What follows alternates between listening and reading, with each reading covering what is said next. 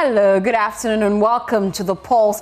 This broadcast is live from our studios here at Kokomlemni. We're live on DSTV channel 421, GoTV channel 125 and on all our social media handles. We are JoyNews on TV. Coming up this afternoon, NPP bears teeth at the Mahama administration, accusing it of criminalizing free speech and pursuing selective justice as hundreds of supporters march through the streets of Accra to present a petition to government. Justice that we say emanates from the people is no more working in this country. Freedom of speech has been compromised. As for details, as the party leadership submits two petitions, one to the Judicial Service at the Supreme Court and another to the Presidency. We'll take you there live to the scene for the latest updates. Also coming up this afternoon on The Pulse, we'll take you to Skaman Brofiedru, where 8 Ghanaians tragically lost their lives in a military helicopter crash. We asked the big question here on The Pulse, what happened 1 year on? Also this afternoon, a coordinated action to stop a number of high-profile corruption trials as lawyers for former Buffer Stock CEO and former Signals Bureau boss write to the Chief Justice protesting a decision to continue trial during legal vacation. Also coming up, heartbreak for OT SHTS and Inquanta SHS as their NSMQ dreams collapse at the final hurdle, with St. Mary's Seminary SHS lobbying and grabbing the last ticket to the 2026 championship. We'll tell you what happened right here on The Pulse. Well, these and more coming up with me. My name is Faustina Safo. It's always a pleasure having you join us. Take a seat. Please be my guest.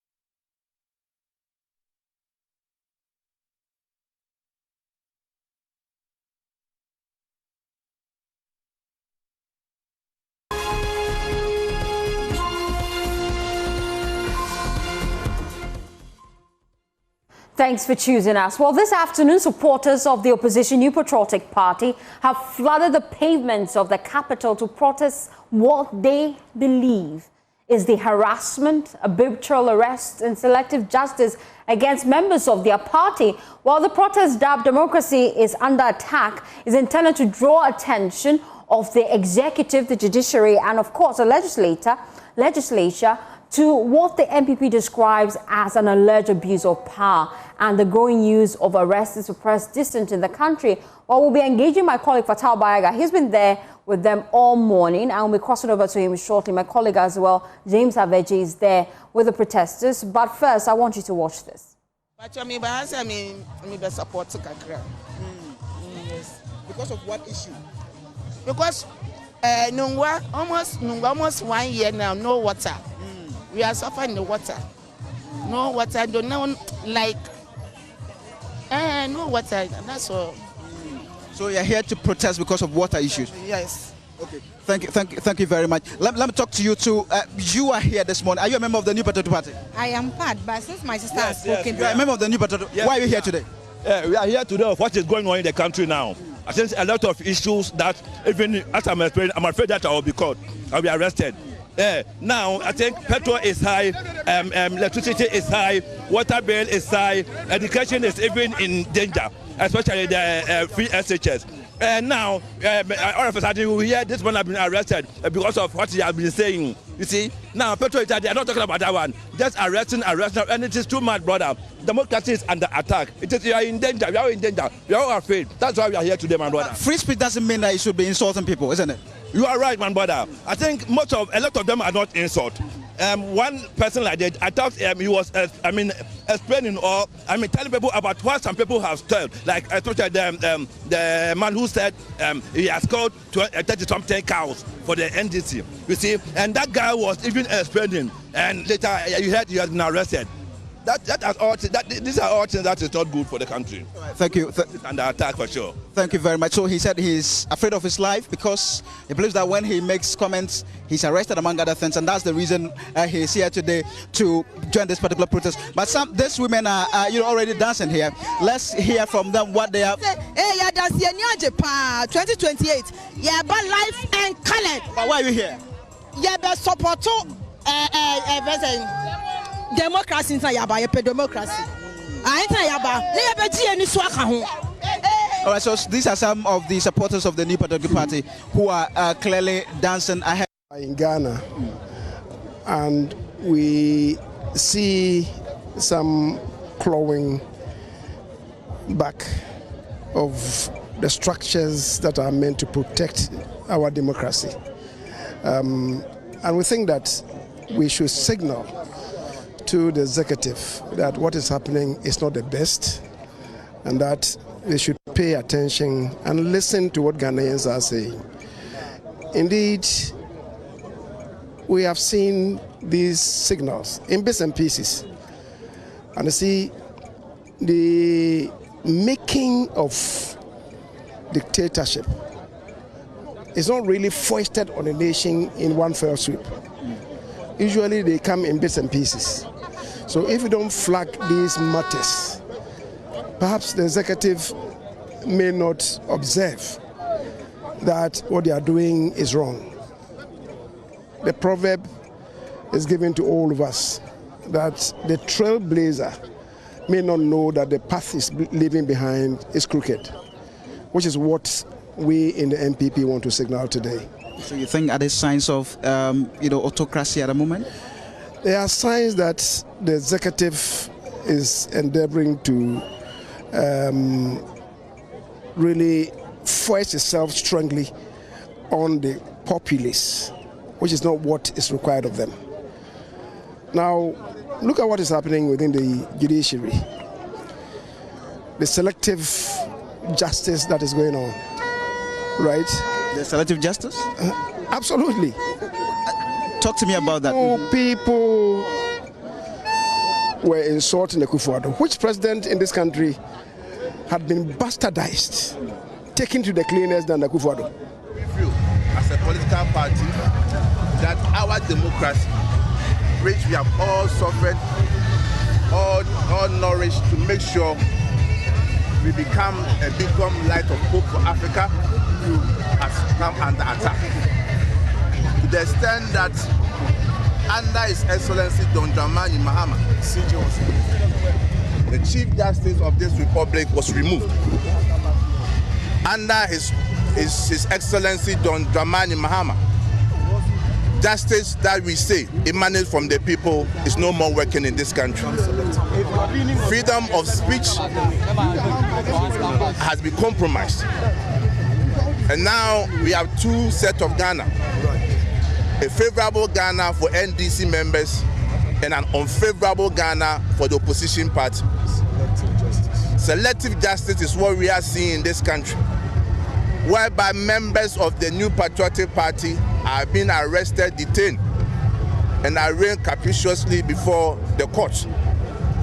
To the extent that when members of our party are arrested, detained, atrocious bail conditions are set forth for them. We believe that democracy is supposed to ensure fairness.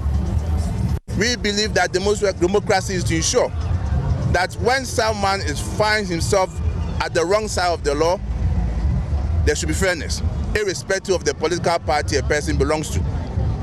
Members of the New Patriotic Party are being persecuted, where people within the NDC who have committed crime and the court has found them guilty are being set free.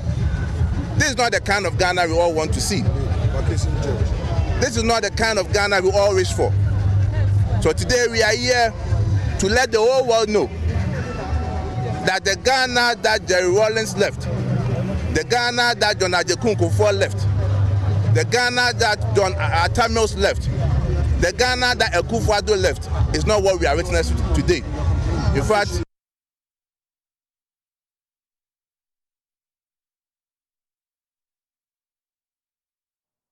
well, you had there some supporters of the NPP. My colleague Fatal Baiga, I told you we'll cross over live to him. He's still with the protesters right now as we speak. My colleague James Aveji as well. But I'll start with Fatal. So far, where are you? Firstly, we are stationed right at the entrance of the Jubilee House where the protesters ended their protest and they handed a petition to the presidency talking about some of the things that describe as, you know, harassment of opposition members, talking about selective justice, among other things. That's the reasons that have pushed them into this, into holding this protest today. They also talk about the incarceration of Chairman Wontumi. They describe him as a political prisoner. They talk about the acquittal and discharge of Sedna Tamaklo Atenu. They talk about all of that, and they're saying basically these are some of the reasons why they have decided to pound the pavements of the capital today to protest. And James is with you. James Aveji, you've been engaged in quite a number of the protesters. What are some of their key concerns, apart from the main reason why they decided to join the protest? Well, firstly, the MPs that I engaged at the time was with regards to why there was some undue delay in presenting the petition to the officer who has come out to present the petition to the presidency. So when Fatah and the team got here to the Jubilee House, I was already stationed here waiting for them and had made my way into the inner perimeter. Just in case we find it difficult, I could get access to the presentation. Then two issues came up about whether to allow, or how many media men to allow into the inner perimeter to cover the petition presentation. And also the second issue was about the leaders of the protest raising some objection to the person who has come to accept the petition. Now, on the first issue, the arrangement that we usually know is the last barricade that was mounted, the person who accepts the petition usually stands behind the barricade from the entrance of the Jubilee House, and then the media as well as the leaders of the protest will stay in front of it and then read a petition to whoever is going to accept it. Then the media covers from outside the barricade. But when we got here and the final arrangement was done, we were all allowed behind the barricade. Now the final wall was police officers who were dressed in their riot gears, who formed a human wall in front of the gate of the Jubilee House. And the decision of the police was that only 2 journalists will be allowed to carry all of the dozens of microphones in there to cover the petition presentation. Thankfully, the leaders of the protest rejected that arrangement by the police. It took another round of about 5-10 minutes of consultation. The leadership, including the minority leader and the general secretary of the party, said they will not read out the petition until they have allowed the media men to, all of them, to come with their microphones to listen to whatever they are going to read and cover it properly. Then they agreed on that, and then we were let in. And then we went to the other lap of the objection, which was in questioning the one coming to receive the petition. Nana Yajantua, who is a presidential staffer, was the one who came out to receive the petition. The NPP leadership, I spoke to Haruna Mohammed, who told me that including the deputy minority whip, Habibi Idrisu, who told me that they object Nana Yajantua receiving the petition. What they want is either President John Mahama himself or the chief of staff at the presidency to come out to receive the petition. If it will be Nana Yajantua, then they will not present the petition. And that led to another back and forth of negotiations and all of that. And then the final agreement was reached that they would actually allow Nana Ajantua to receive the petition, where they proceeded to get close to her. And then the minority leader, Alexander Penyo-Makin, went ahead to read out the petition, pointing out the issues Fatal has been pointing out about the jailing of Wontumi, the removal of the former CJ Justice Gertrude Tokonu, which he said was a means the government used to capture, quote-unquote, capture the judiciary. They also raised concerns about the arrest and the prosecution of persons who make posts on social media, which they deem the security agencies under the Criminal Offences Act, Section 207 and 208, say they are posts that threaten and raise public concern. And so we know about the prosecution of one person who has been sentenced to a 1-year jail term. He cited all of that and raised the concern that these are issues that attack the democracy of the country, for which reason they deem fit to be on the street and present that petition.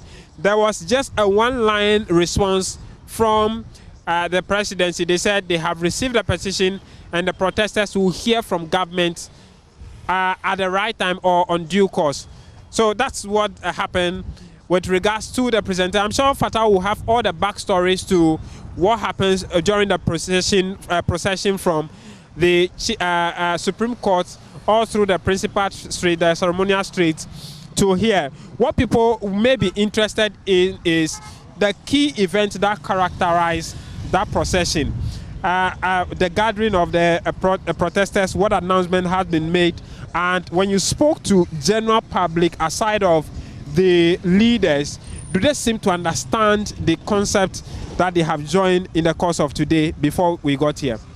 Absolutely. So speaking with the leaders of the party themselves, they clearly spoke about what is happening at the moment in the country. These are allegations talking about the manner in which the NDC government is using power in order to suppress, freedom of expression, among other things. But James, in fact, we were told that the demonstration will begin at 6 a.m.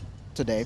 So I was at the community center, which is just opposite the Supreme Court, I think around 5:30. Okay. And it was just police officers who had, come to that place. They had mounted some barricades in front of the Supreme Court, among other things. So it was just around 7 a.m. That's when I saw many of the, party supporters troop in. And at the time, I didn't see any bigwig of the party. Then later around 8, yes, the bigwigs begin to arrive, including Dennis Miracle Sabuaji and all of that. And just about 9 a.m., they began to move to the Supreme Court. They started very slowly. But in fact, one key thing that the party officials told their supporters before they began the walk was that do not cause any trouble. If you cause trouble, we would give you out. So that they were very, very hard on that. So I think that even helped with the protest because the supporters seemed to conduct themselves so well throughout the process. So they got to the entrance of the Supreme Court. The supporters wanted to also make their way inside the Supreme Court, and then the police officers who had stationed there would not allow that to happen.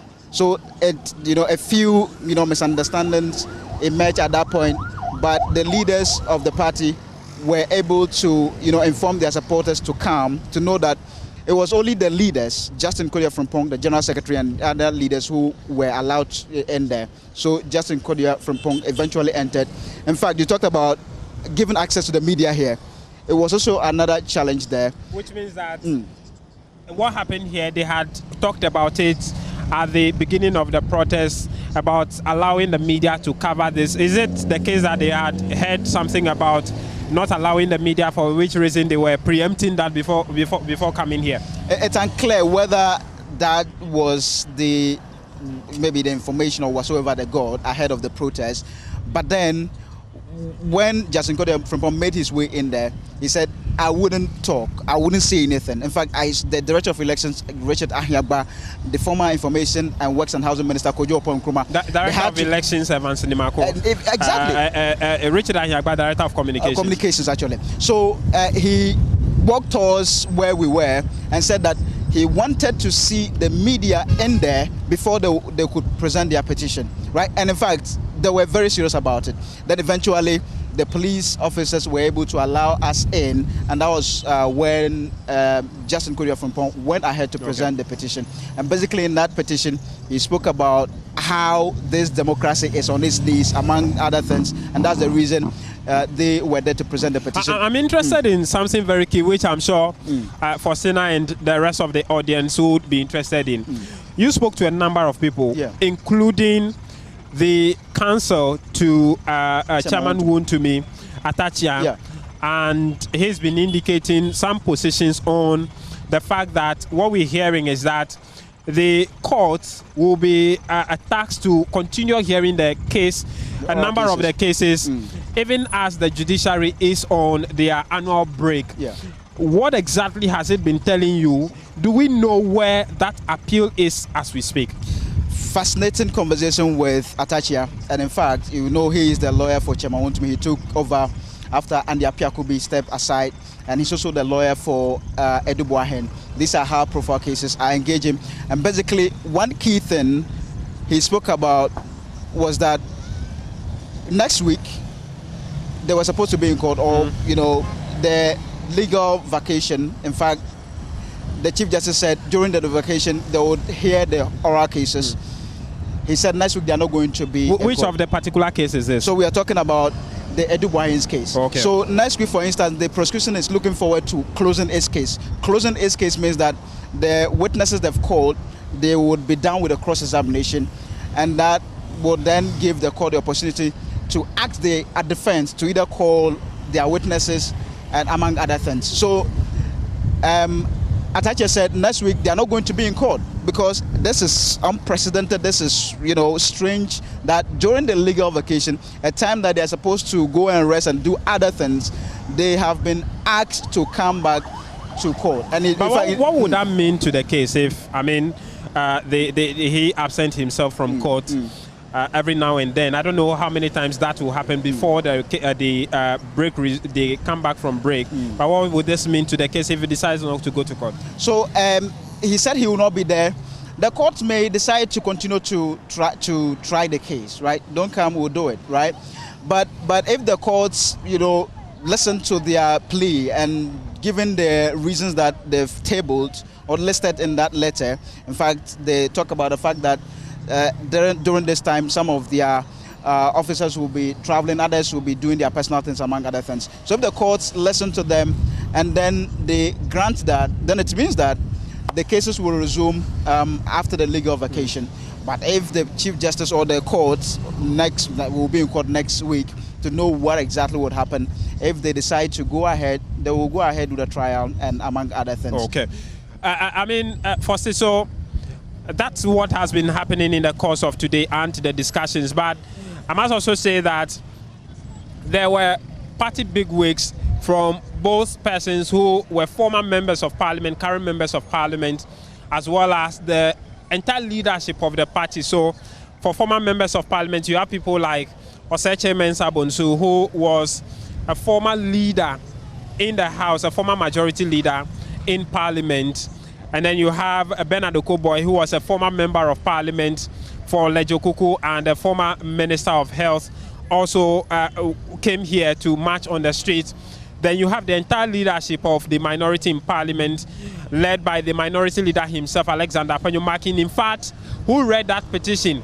The reason we are going a bit into the issues in court is that that was part of the major highlight of his presentation of the petition, where he mentioned those key court cases, including the jailing of Chairman Wontumi.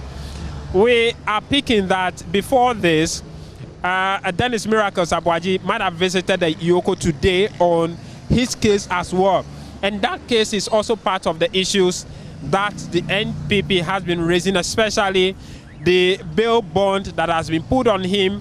They said that was a hefty bail bond, which he eventually met and left. I'm sure when the party executive join us, they can tell us the details of why, whether or not it is the case that he went to Yoko before joining the protest today and why he was there. They can't give us those details. But Those are some of them. The party leadership by the General Secretary, Justin Frimpong Kodua, who led the party leadership. Fatal, there was, if we have much time, in your interview with Oseche Mensah Bonsu, for instance, you had, a go with him on some specific issues, which I find interesting about the arrests that have been made and whether those are important to the discussion that they are having in the course of today. Very, very important. In fact, they say that this lady, Camilla Al-Hassan, was arrested for making some comments on social media. And she has since been sentenced to a year in prison, among other things. Not long ago, another lady, Aminat, was also arrested for making certain statements. In fact, they say that those are very key. And not long ago, we saw the Bono regional chairman of the party, Kwame Bafo, popularly known as Abronya DC. We saw the Sunyani East communications officer, Baba Amando, among others, arrested for making comments on social media. In fact, one of the main things that they spoke about was that this government, that's the allegations they are making, that this government appears to be influencing the judiciary to use bail as a form of a punishment for opposition members. And that, he says, is a way of gagging them in expressing their dissenting views about how this country is being ruled at the moment. So these were very, very key as far as this particular protest was concerned. And in fact, you talked about Dennis Marcus Abwaje. I wanted to know about his 5 bank accounts, his landed properties. He said, I wouldn't say a word. It was quite very interesting. Right? He said, I wouldn't say a word. In fact, he said that some of the information that he see on social media, the properties are signed to his name and all of that. He said he looks at that and that even surprises him, right? And he tells himself that then I'm a very rich man. So it's been very, very interesting. And in fact, when it comes to Wuntumi's case, and I engaged Oseche Mensah Bonsu, in fact, it was a very interesting conversation. So basically, this has been what is happening at the moment. So James, you can maybe wrap up. Yes, so that's what the conversations has been in the course of the day. From 7 a.m. in the morning, we've been on this. And what will happen now is that we'll be expecting either the presidency would issue a statement through the government, the minister in charge of government communications will either issue a statement on receipt of the document and what the presidency or government makes of the key issues that the minority or the opposition NPP have been raising in that, or in the media discussions we may be hearing what their positions are or what government position is on all of the issues that have been raised so far. But I can tell you that traffic has resumed, as you see behind us, in the last few minutes on both sides of the road, and the police have cleared the entire road. Some few minutes ago, this place was fully blocked with barricades, but now the traffic has resumed and the street is clean now from all of the barricades, and life has resumed here on this Jubilee House stretch of Accra. And just before I let you go, James Savaji here. Before I let you go, I want you to clarify for me, and of course, with Fatal there, the individuals you engage during this protest, they give you the sense that they understand why exactly they're demonstrating today. I want to believe you mean the ordinary party supporters who joined the leadership. Indeed. Okay, Fatal, you've been engaging most of them. I engage about 2 of them.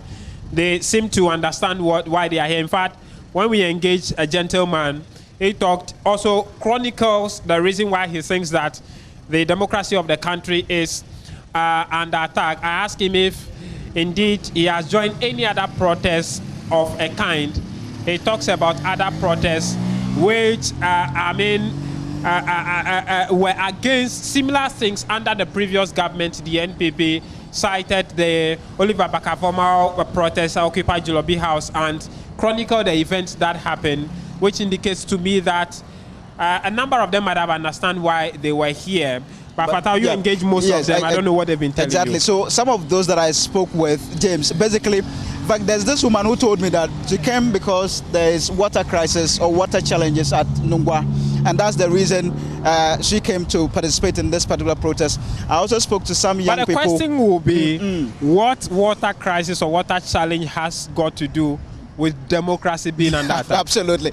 And in fact, there's another guy I spoke with who told me that he is here because he is jobless at the moment. He's looking for employment, and also many of the people around his area do not have jobs, and they are now going into some, menial jobs and all of that, and that's the reason he's come here to let the government know about that. So basically, generally, those that we spoke with seem to understand why they were here to protest, among other things, James. But the understanding I also get for is that for some of those people who have peculiar problems, anything protest that is against the government, they are willing to join and also let their voice be heard about what pressing issue they have to put before government. And so generally that's what they've been telling us, some in relation to the subject, others in relation to what their personal problems are as far as the governance of the country. And James, interestingly, I spoke to a man who said that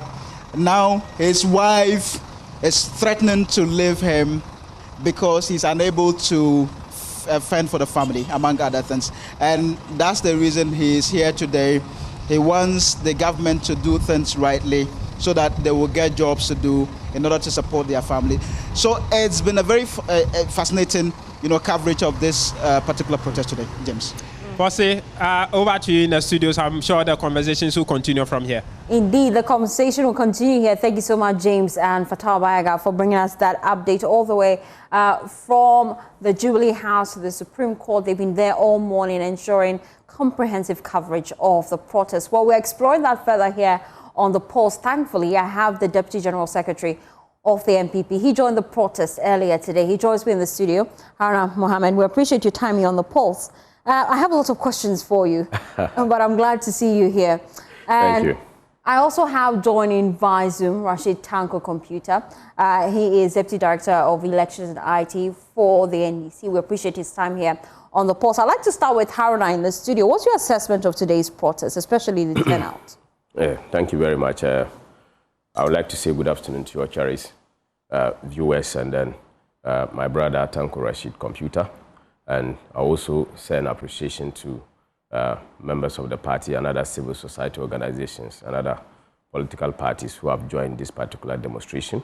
I also say kudos to the organizers and the leadership of the party and other political leaders who have joined this demonstration. This is one of the peaceful demonstrations that we have had. From the beginning, we had cautioned participants to be very civil because whilst we intend to protect the democracy, we must also make sure that there is civility and there is orderliness in terms of how we conduct ourselves in this particular process. And I must say kudos to everybody and thank you. And also to the media, we had insisted to ensure that the media is given the role to participate and to report on accurate information that has been chained out there.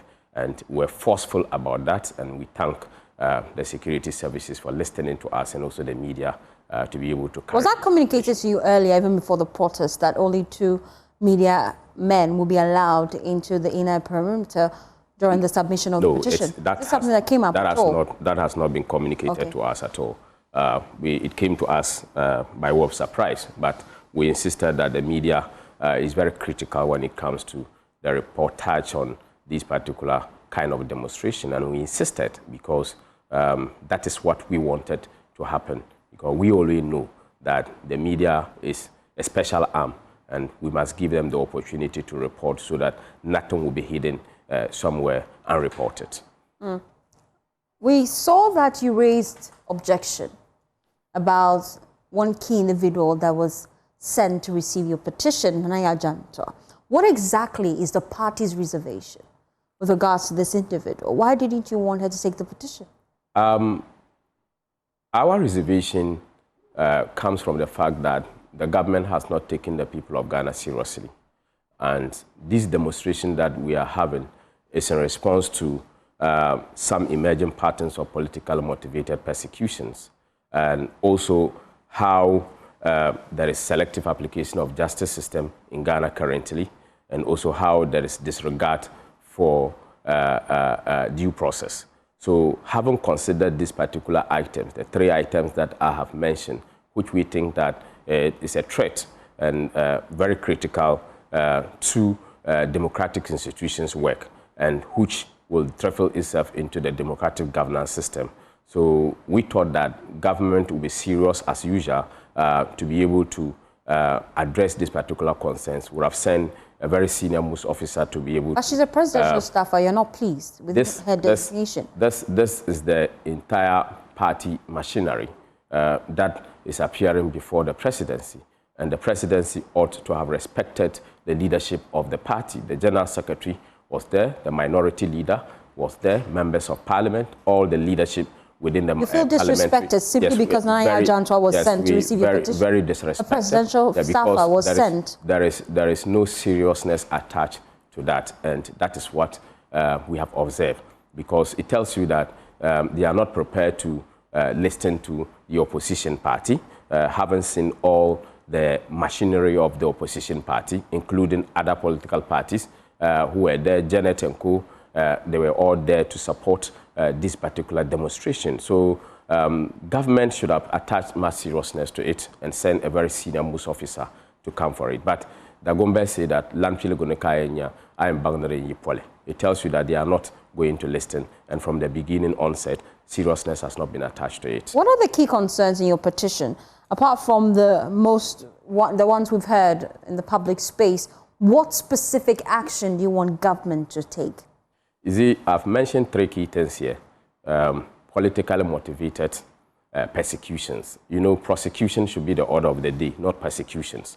There is also selective application of justice currently, as we see in the justice delivery system.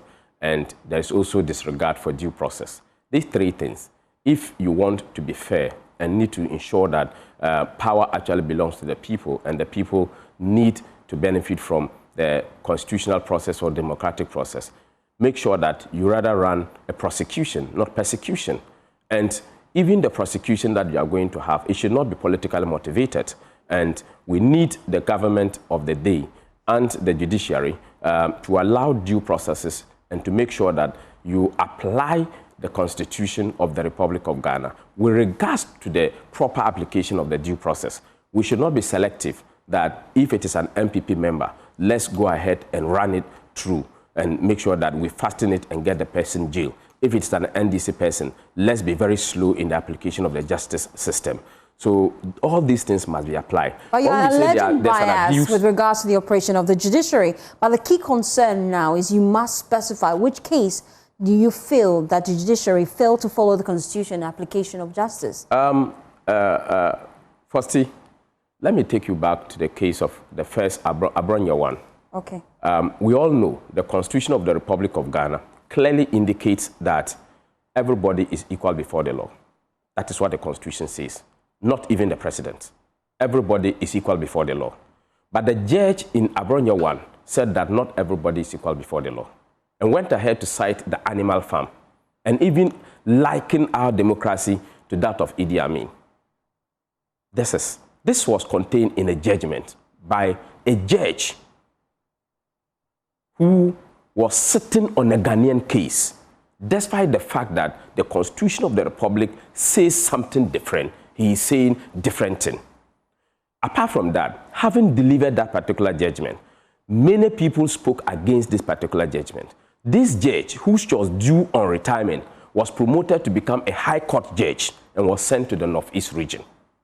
Again, in Abronya 2, Abronya made a statement, and it was allegedly reported. Abronya was arraigned before court in the determination of this matter, which has not gone through the due process within the court system. Then Abronya being granted bail, and upon assumption or appearing before the court for a determination or a court process to resume, Abronya was then arrested again and denied bail. And when questioned as why he was denied bail, we were told that he will commit similar crime, which crime has been established? There was no established crime at that time. And this was pronounced by a judge. This was pronounced by that he will commit similar crime. Which crime? The purpose of which Abronya was in court was not determined to be a crime. There was no any legal basis that that issue that has been sent to court was decided as a crime. So which crime? So it means that Abronya has been judged already, even without the due process. And you feel this government is using the judiciary to influence the bail conditions? Because why? That court has been one court that any case that involves us, it runs there. Apart from that, Baba Mando's case, when Baba Mando was arraigned before Court 9, I was there personally. Afenyo Makin was the lawyer for Baba Mando. The prosecution never said that if Baba Mando is granted bail, he will interfere with the investigation. It was the judge who was rather leading the prosecution to ask them the number of days that they require to be able to gather their evidence. And when they said they require 20 days, then the judge proceeded to assume that Baba Mando should be remanded into custody so that he should not be given or granted bail, when the prosecution was not against. In fact, when we filed our case, the prosecution never filed to speak against the request for bail. And in all these particular circumstances, these are selected courts which have been used to determine some of these particular cases. So we see that there is selective application of justice. There's also undermining the due process, and there is political persecution instead of prosecution of politically selected members of the new patriotic party. With regard to the constitution, they have put it aside. The NDC people are not being affected. The national organizer of the NDC has been reported to Iyoko. The manner in which people have been arrested and sent on bail conditions at Iyoko, these people have not seen that. The vice chairman of the NDC has been referred to Iyoko. Iyoko has not done that particular arrest. Is it because they are NDC Ghanaians and we are NPP Ghanaians? Why? Why must he hasn't been invited by Iyoko? Have you seen that? Have you read anywhere? Has it appeared or has it even across you? Anytime it may not be the public domain, but he may have been invited. The same way we never knew Miracles was invited earlier by the NIB officials until it became public. But stay with me. Let me bring in Rashid Tanko Computer. He's with the NDC. He joins the conversation as well. Clearly, you've heard from the NPP. They've raised salient concerns that the NDC is infiltrating the judiciary and using bail conditions as a bait to intimidate members of the NPP. How do you respond to this allegation? Well, let me say good afternoon to you and your cherished viewers, and afternoon to Alhaji Haruna. In fact, they've gone for some exercise today. They've not been exercising for some time, so they decided to do an exercise. But you see, this exercise they conducted today exposed how insensitive they are to the brief family of the August 6th disaster. Highly insensitive, highly un-Ghanaian. Our culture and tradition abhor what they did. So the gods of the land are angry with them. They don't know. In our tradition and culture, when we lose our loved ones, we have what we call 1 week anniversary. After the 1 week anniversary, we take time to organize the final funeral rites. Then after the final funeral rites, we observe what we call 1 year anniversary. This was a national disaster. It happens, today is the day that it happened, 6th August 2025. So the state put together activities in commemoration of that event. In fact, it started the day before yesterday at Burma camp. The military high command organized an occasion that is a lecture, a commemorative lecture in honor of them. And today we had an interfaith prayer, memorial prayer for the bereaved families. Everybody was there. Look, the clergy, the military high command, the police, chiefs, opinion leaders at UPS, the whole country was there to mourn and remember them. They died in action. Then you decided to go and do demonstration today, on that very day. Are they not insensitive people? These people, are they not insensitive? And you think the gods will be happy with them? And they expected a senior government official. They were lucky Nana Gentua even appeared there. They should be charitable to the lady, Nana Gentua. She did very well. Because she was supposed to be at the program. Everybody was at the program. But she had to sacrifice that national program and decided to come and receive that. They are lucky. They should be charitable to the woman. And expect people to come and listen to them on this day. Why are we doing this to ourselves? Now let's put that one aside. Since they are not interested in the death of these 8 people, and so they were doing crocodile tears last year, now they have been exposed. Let's look at it. Alhaji Haruna is here. Alhaji has been speaking. He's a responsible NPP member. Has anybody invited him to come and substantiate what he has been saying? No. Has anybody kept stopped him from talking? No. He's responsible. He knows his level. He knows what to say. He's been attacking government policies day in, day out. We take it on board. That's criticism. That is what opposition is all about. Our opponent, they have to criticize this thing. We have no problem with that. But when you graduate that criticism to an attack of the presidency and the president to the extent of saying that they should be killed, you want them dead, that is not free speech. It means you were not properly raised by your family. So the state will have to treat you well, bring you and raise you well, so that you can integrate well in the society. That is the brain behind it. Those people who are so reckless in their comment and statement, why is it that almost all the senior members of NPP, the leadership, they have been very careful in their utterances? But look at the people who are involved in those reckless statements. Why are they doing themselves? And you think the state should fold its arms? We are not brought up like that. Alhaji knows it. That we have a tradition, we have a culture.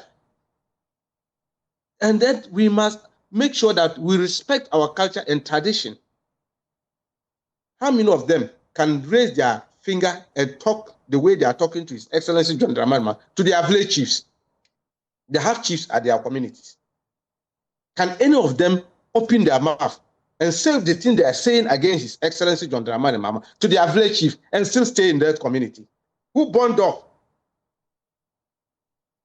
They fear in their community. They can't say things like that to their chiefs. Not to even talk of the overlords or the kings.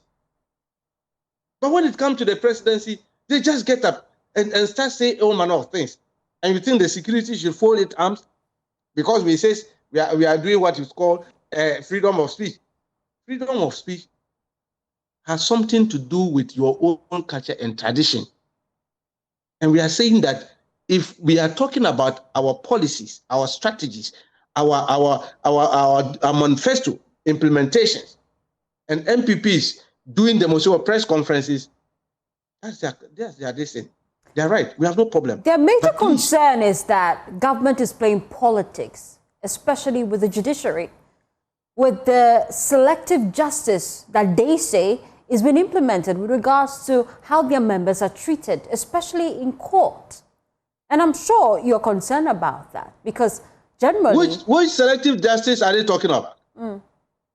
President Kufuor ruled this country 8 years. Nana Akufo-Addo ruled this country 8 years. Tell me, which MPP member that they have ever prosecuted? Tell me. All the people they prosecuted and sent to jail, 11 of them were all NDC members. So you are telling me for 8 years, Nana Akufo-Addo, 8 years, President Kufuor, no crime was committed by any MPP member. You and I, we lived in this country and saw what happened. Are you not in this country when the former Interior Edition Minister of National Security, Honorable Kandapa, had caused to caution the judiciary at that time, the type of ruling that they were bringing out from the judiciary.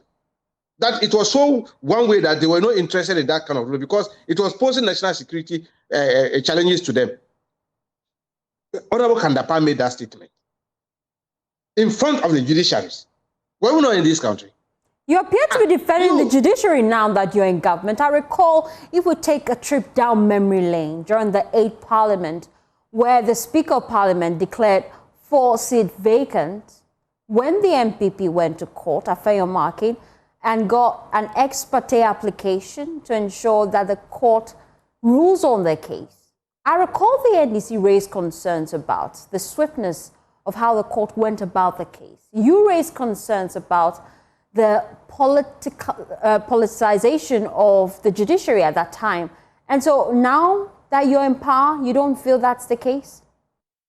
Well, I'm happy you are making reference to that matter. Supreme Court is the highest court in Ghana. The appellate is the highest in Ghana. Then somebody will send a matter in the morning. By afternoon, they had empaneled all the judges to sit on the matter and grant the relief that he was looking for. If you are in our shoes at that time, what were you going to be thinking? What would have been your position? Do you know the number of cases they have at the Supreme Court? They bypass all that. And somebody brought a case in the morning. By afternoon, they've empaneled, granted the relief to that person. It was too glaring.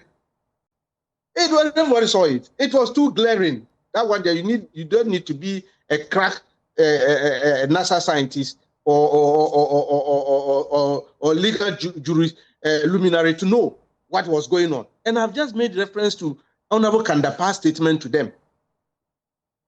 It was the same judiciary he was talking to. He was a national security minister. So he was sitting on intelligence. He was telling them that stop that kind of ruling. And then so now they have been given their liberties. Nobody's liberty has been trampled upon. Their days have been given in court. You go there, you face it, you go through the process. Accountability is embedded in our 1992 Constitution. If you feel accountability, don't take up public office. Stay with me, Tanko. Let me come back to the studio. You've heard his response. In fact, he says the NPP is insensitive to the plight of Ghanaians, especially because today is August 6th. I see that you already put out a statement earlier commemorating the day and also sending your condolences to the families. Yes. But you haven't spoken about that.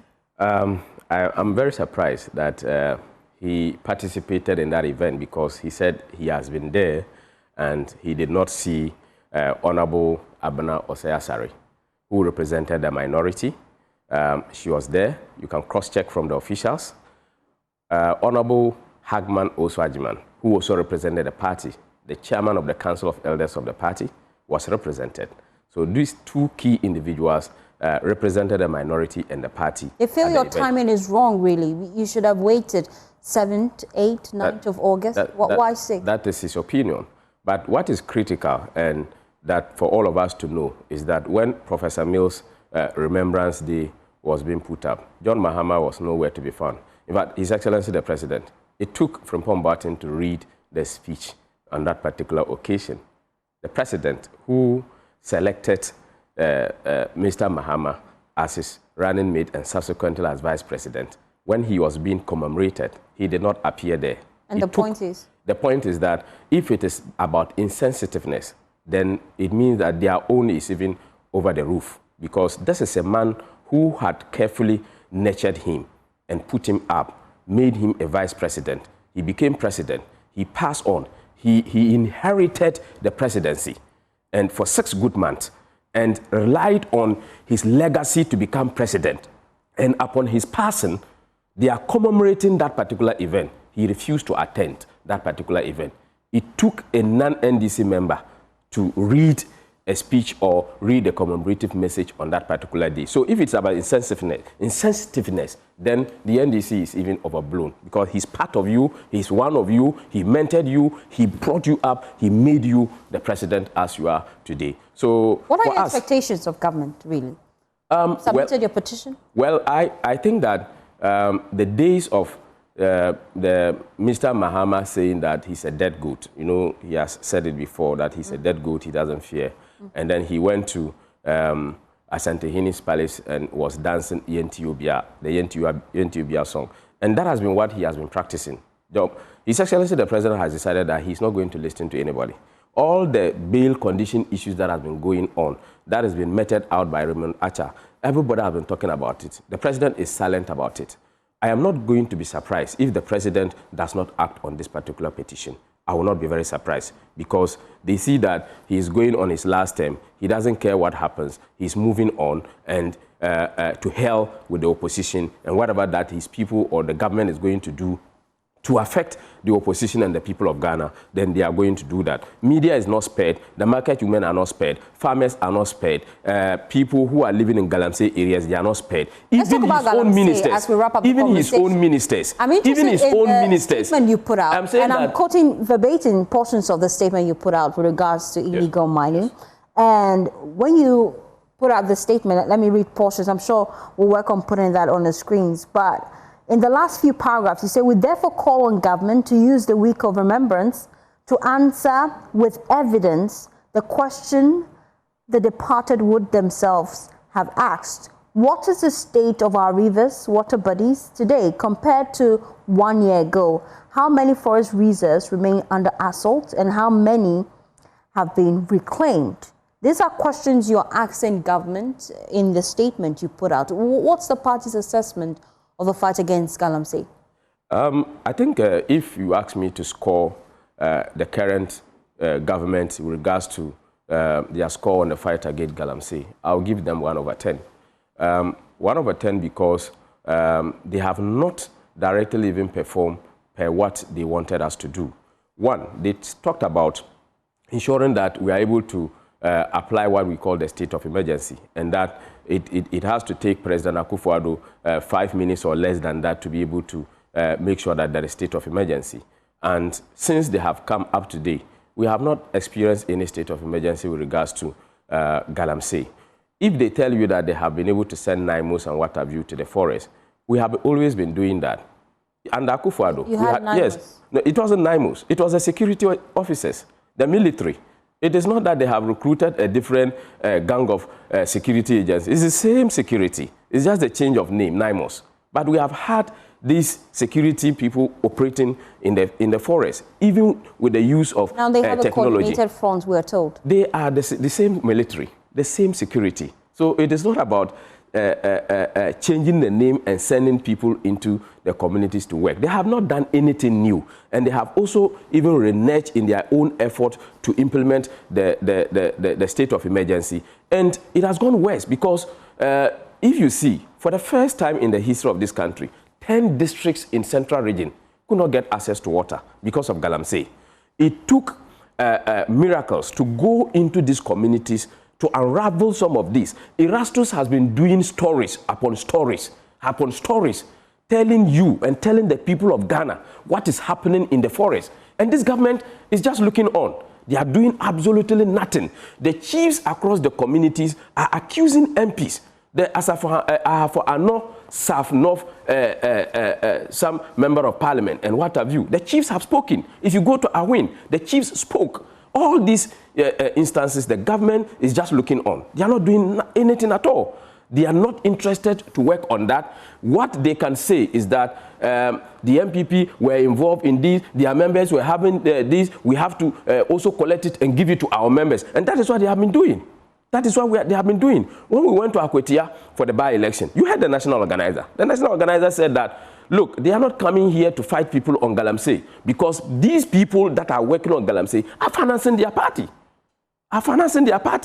And as a result of that, he himself is engaged in that. He has been referred. Nobody is investigating that. The vice chairman is engaged in that. Nobody is investigating that. The Win MP is engaged in that. Nobody is investigating that. They are not interested. And what they are interested in that is that they collate the gold reserves and then hand everything to one person, Sami Jemfi, and they would not be able to buy unless they are the only people. They've reduced the price and they are the system with a gold board. I'm saying that yes, they are the people buying, and they have reduced they are buying it from them. Buying from who? From the Galamseyers. The small-scale miners. No, President Mahama himself said that the Galamseyers have also assisted and they have helped in. Let me bring in these allegations. Let me bring in Tango Computer, as we wrap up the conversation, unfortunately, we don't have time. My producer was just telling me that we have to go. But we have another conversation on the 8 fallen soldiers and Ghana's fight against illegal mining. We'll be delving into that in a matter of minutes. But let me wrap up with Rashid Tanko Computer. Your final words. Well, my final word here is that the kingpins of Galamsey, some of them are now cooling off in Sawam. Their own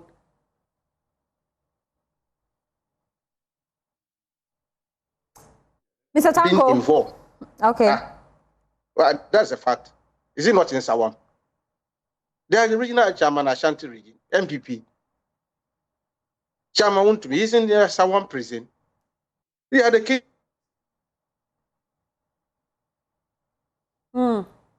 Unfortunately, do we have him back? Rashid Tanko Computer. Unfortunately, the network is not favorable, and so let's try one more time. Just 1 minute wrap up for us as we wrap up the conversation. Oh dear. Maybe we'll raise him back on the phone just to get his final words because it's important. I'm told he's back. Okay. Rashid Tanko, please, 1 minute. Please wrap this up for me. Oh dear, unfortunately. Maybe our producers would have to try working the lines, call him on phone so that we get his final words. But thank you so much, Haruna Mohammed. No, but the network is good because he's from Ministry of Communication. Look at what it has happened to him. But firstly, let this be placed on record. Chairman Wuntumi was not jailed because he was engaged in Galamsey. Never. He was not jailed because he is engaged in Galamsey. No, the court did not say so, and that must be put on record. Thank you so much, Haruna Mohammed. I also engaged earlier Rashid Tanko Computer. Well, let's do some other stories this afternoon on The Pulse. The widow of the late Deputy Director General of the National Disaster Management Organization has called on Ghanaians to keep alive the memory of the 8 officials who died in last year's military helicopter crash by intensifying efforts to fight illegal mining, popularly known as Galamsey. In a tribute read on her behalf at the National Interfaith Memorial Service for the departed 8, she said the most meaningful way to honor their lives would be to go beyond ceremonies and speeches, but through concrete action, particularly in the fight against illegal mining. But before any title, he was my husband, a father to our 2 girls. I will not stand here and pretend the year has been easy. Grief does not get smaller. You simply grow around it. There's a chair in our house that nobody sits in. Birthdays came anyway. Christmas came anyway. And our girls still ask me questions I do not have good answers for. But we have not carried it alone. To His Excellency, the President and the government of Ghana, to the Ghana Armed Forces, to the party, to NADMO, to the people of Obuasi and Adanse, and to every Ghanaian who prayed for us and refused to forget, thank you. You held us up when we could not stand. And to the 7 other families here, we did not choose one another, but we belong to one another now. Let me say one last thing. Samuel died on his way to a fight that is yet not finished. The rivers he was going to defend are still being poisoned. The land is still bleeding. The truest tribute we can pay this 8 is not a speech. It is to finish their work. Please, do not let this be the last year we remember them. And Yola, as I call you, I want you to know that God has held me. On the days I could not even pray, He carried me throughout the pain. Our girls are well. They have your laugh, and I am keeping my promise. I am taking care. Rest peacefully in the bosom of the Lord.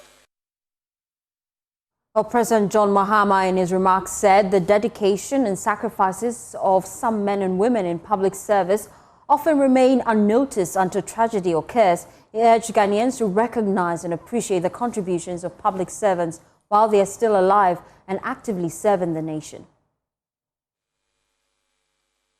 As president, I've often reflected on the enormous sacrifices made by the men and women who dedicate their lives to public service. Much of their work goes unnoticed. They travel long distances. They spend countless hours away from their families. They endure difficult conditions. They make decisions under pressure. They accept risks because they believe that Ghana's progress is worth every effort they put in. And too often, we celebrate such service only after tragedy strikes.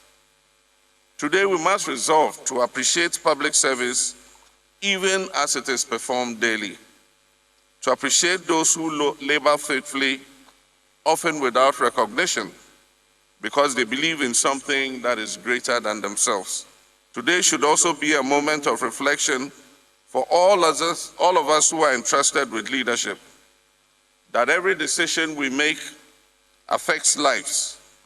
Every public office is ultimately a sacred trust. Leadership is not measured merely by the authority we exercise, but by the responsibility we bear for the lives and welfare of those who serve our nations. Their memory therefore imposes upon us a solemn obligation to build stronger institutions, to strengthen safety standards wherever necessary, to invest in the welfare of our personnel, and to ensure that no lesson from this tragedy will ever be forgotten. The greatest memorial we can build is not one made of stone or bronze. It is one that is built through responsible leadership, improved systems, a steadfast commitment to protecting those who dedicate their lives to Ghana. Well, a deeply emotional moment at the memorial service came from the widow of late Flying Officer Chumampedu, Naval Lieutenant Erajua Kumi. In her tribute, she spoke of the painful reality of losing her husband, recalling the many times she has reached for her phone to share a photo or message with him, only to remember that he's no longer there.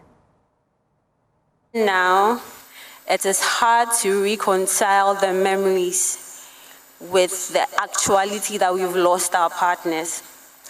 I recently had to attend a program. It was an inter-service quiz, and they were catcalling and jesting. And someone in the audience shouted, "Mayday, Mayday." And I immediately started panicking because I was wondering if that's how the final moments were for our husbands on that day. I have lost count of the number of times I have pulled out my phone to share a picture with him, only to remember that I will not get a response. It has been hard, but it is well. I stand here today grateful for my faith in God.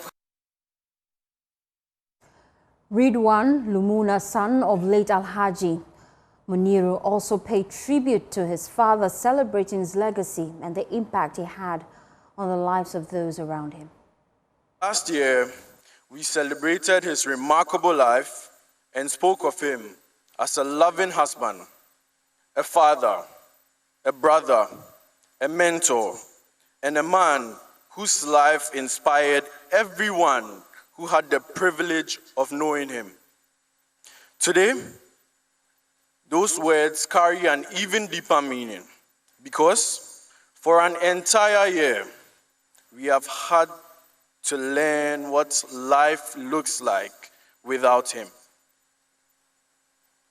The past year has changed us in ways we never imagined. There have been moments when we wished we could hear his voice one more time, seek his advice before making an important decision, or simply sit with him again. We have missed his quiet reassurance, his wisdom that always made every burden lighter, and the love that held our family together. But the big question we're asking this afternoon on The Pulse is, what are really the lessons that we have learned as a nation since this tragic loss of our 8 heroes, people who gave their lives for the fight against illegal mining. A year on, convener of the Media Coalition Against Illegal Mining, Ken Ashibe, says he is not entirely convinced about Ghana's fight against illegal mining. He argues that despite renewed promises, the fight against galamsey is yet to deliver that decisive results that we all are expecting after the tragedy. A helicopter carrying men committed to national duty never completed its journey. The Defense Minister, Dr. Edward Omanebwama, the Environment Minister, Dr. Ibrahim Mutala Mohammed, 3 other top government officials, and 3 crew members never returned. On the morning of the Wednesday, I called you and I told you that I woke up very sad. I do not know why. Immediately, your first solution to everything, which was prayer, was what you suggested. You prayed, and you said you had a flight to Obuasi, and you'll be back. I'm still waiting. The painful demise left behind grieving families, shattered dreams, and a nation searching for meaning in tragedy. In this final farewell, I would also like again to thank the 8 officers and personnel, our comrades, our friends, our brothers, for the love, dedication, and service that they give to this country. I pray that this funeral will bring closure to a grieving nation, and that today we pray that this will be the beginning as the Almighty God heals our land. Time has moved on, but the pain has not. For many Ghanaians, the echoes of that tragic day still linger. The memory of those who perished continue to inspire solemn reflection on the national fight against illegal mining. I can confirm to you that you are going to see a fight that has never been witnessed in this country. President Mahama is going to lead a very ruthless and relentless campaign against galamsey. He has not minced words at all. We had a brief cabinet meeting earlier today, and the president was very clear. There was no ambiguity that he will be leading a war that we have never seen to deal with this canker, this existential threat, once and for all. The departed 8 were on a national assignment in a renewed fight to eradicate illegal mining through the Responsible Community Mining and Skills Development Program. On that note, the Responsible Cooperative Mining and Skills Development Program has been launched. Kabori. The program is a national initiative that empowers mining cooperatives and small-scale miners through training, innovation, and responsible practices. The goal is to transform mining into a force for safe, inclusive, and environmentally responsible development.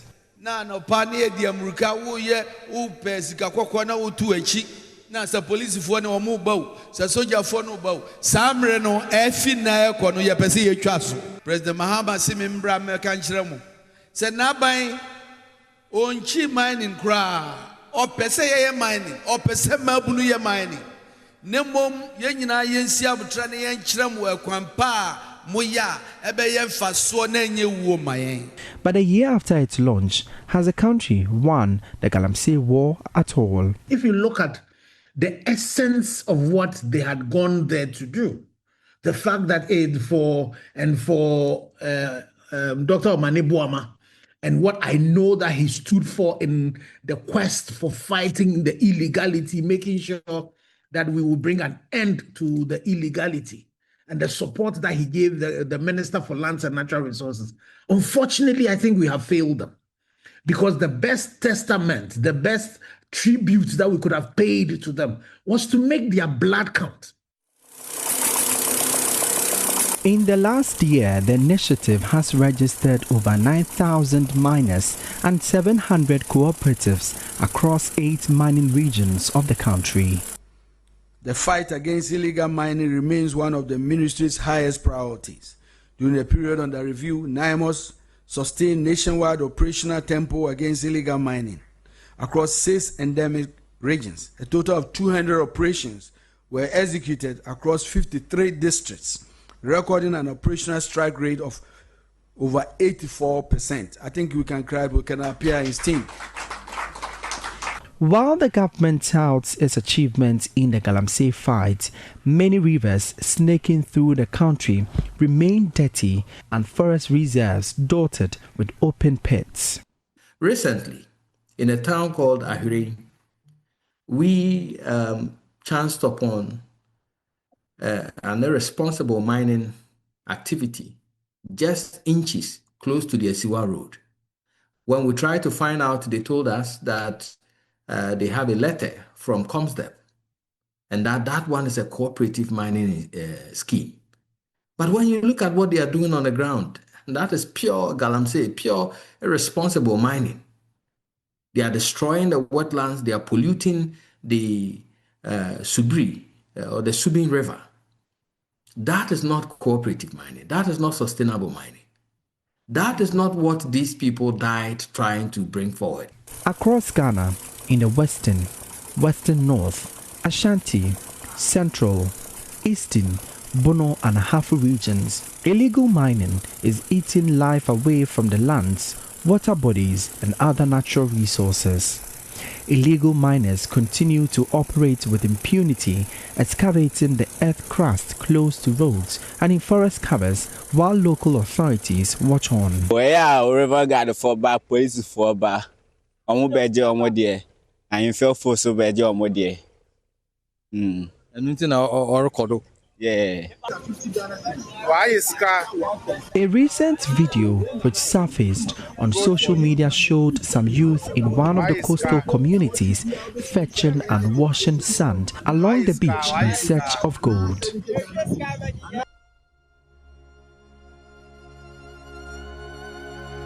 An aerial view of the country's water bodies reveal major rivers, once crystal clear, suffocating with heavy siltation and the scarlet effluent from the mining activities. Aquatic life and biodiversity are at the mercy of humans' unrelenting quest for wealth. You are fighting with soldiers here. You say you can fight us. You are holding weapons. Where's the pump action? At least a total of 163 persons have been convicted for illegal mining since 2020 to 2025, with the majority of them being Ghanaians and the remaining foreigners. The Minister for Foreign Affairs talks about the fact that, they've had a cabinet meeting and we're waiting for some forceful, push that was going to come from His Excellency the President. We would have hoped that by this time, when you drive from Bonsu through Enyinem to Osino, you will not see the audacity of the criminals who are mining right by the side of the road. Unfortunately, in as much as the President has, the angst to be able to fight this, in as much as the Minister for Lands and Natural Resources is pushing from where he is, we are losing the battle. We are losing the battle of illegal mining, and we have not, as a country, we have not honored, these 8 people who have paid the ultimate price in their quest of serving their country. Unfortunately, we have not honored their memories. We have people who saw the need to change the status quo, to provide an alternative. They believed in the cooperative idea. If you have to honor their memory, I say, let's... I am Emmanuel, Bright Kweku. Well, let's take you now to Sikaman Brofiedru, where exactly this incident transpired a year ago. We have been engaging some of the residents, and they've been sharing their thoughts about the tragedy. There's more in the following report by Bright Kweku. All right, so we are coming to you live from the Sikaman community where the incident exactly a year ago, the helicopter crash that happened, the tragic loss of 8 lives that happened. And as you can see behind me, that's a banner or a billboard of a sort that has been erected in this community in memory of the 8 persons that unfortunately lost their lives during this unfortunate incident sometime a year ago in this particular community. And as you can see Dr. Mane Boama, the Minister for Defense. You can also see Dr. Alhaji Ibrahim Mutala Mohammed, Dr. Samuel Sapon, Muniru, and then the squadron also all in there, the sergeants and all the other crew members in there. In fact, the community, as I have come to see, it's quite calmer in this particular place. Most of them are going about their duties. You find them, if they are selling anything, you find them by their shops and all, ensuring that whatever they have to do for the day, they do it. It's quite a reflective moment, if I should put it, quite a reflective moment for a number of the residents that are here, because exactly a year ago, this unfortunate incident happened. At about this time, some of them were even in the forest looking for the wreckage and in fact the bodies and the child remains of the 8 individuals. And so I have some men with me to speak with. They actually went to the scene. They went to the scene to look at what really happened, and I'll quickly interact with them and find out from them what they make of this entire situation, find out from them how they feel. In fact, a year after this unfortunate incident, I'd want to find out from them what they make of this. In fact, it's easy mamu bebre. Asana yeba eka no chem se enra no mukọ na mukọ yeden wo e ba cho de 1 year no esie no nti wo se ye kokọhwe de ekoso ho na ye mpenifo no bisa ya ne yenya asem bi aka kire wo mo nti na ma enra yetumi kọ osoro nti mukọ na eho ne tesen e ba cho ye kọ ho ne de na eho no afu pa mpenifo no ka se omba be bibi but wo ma ntumi amaye nti eho no nso afu.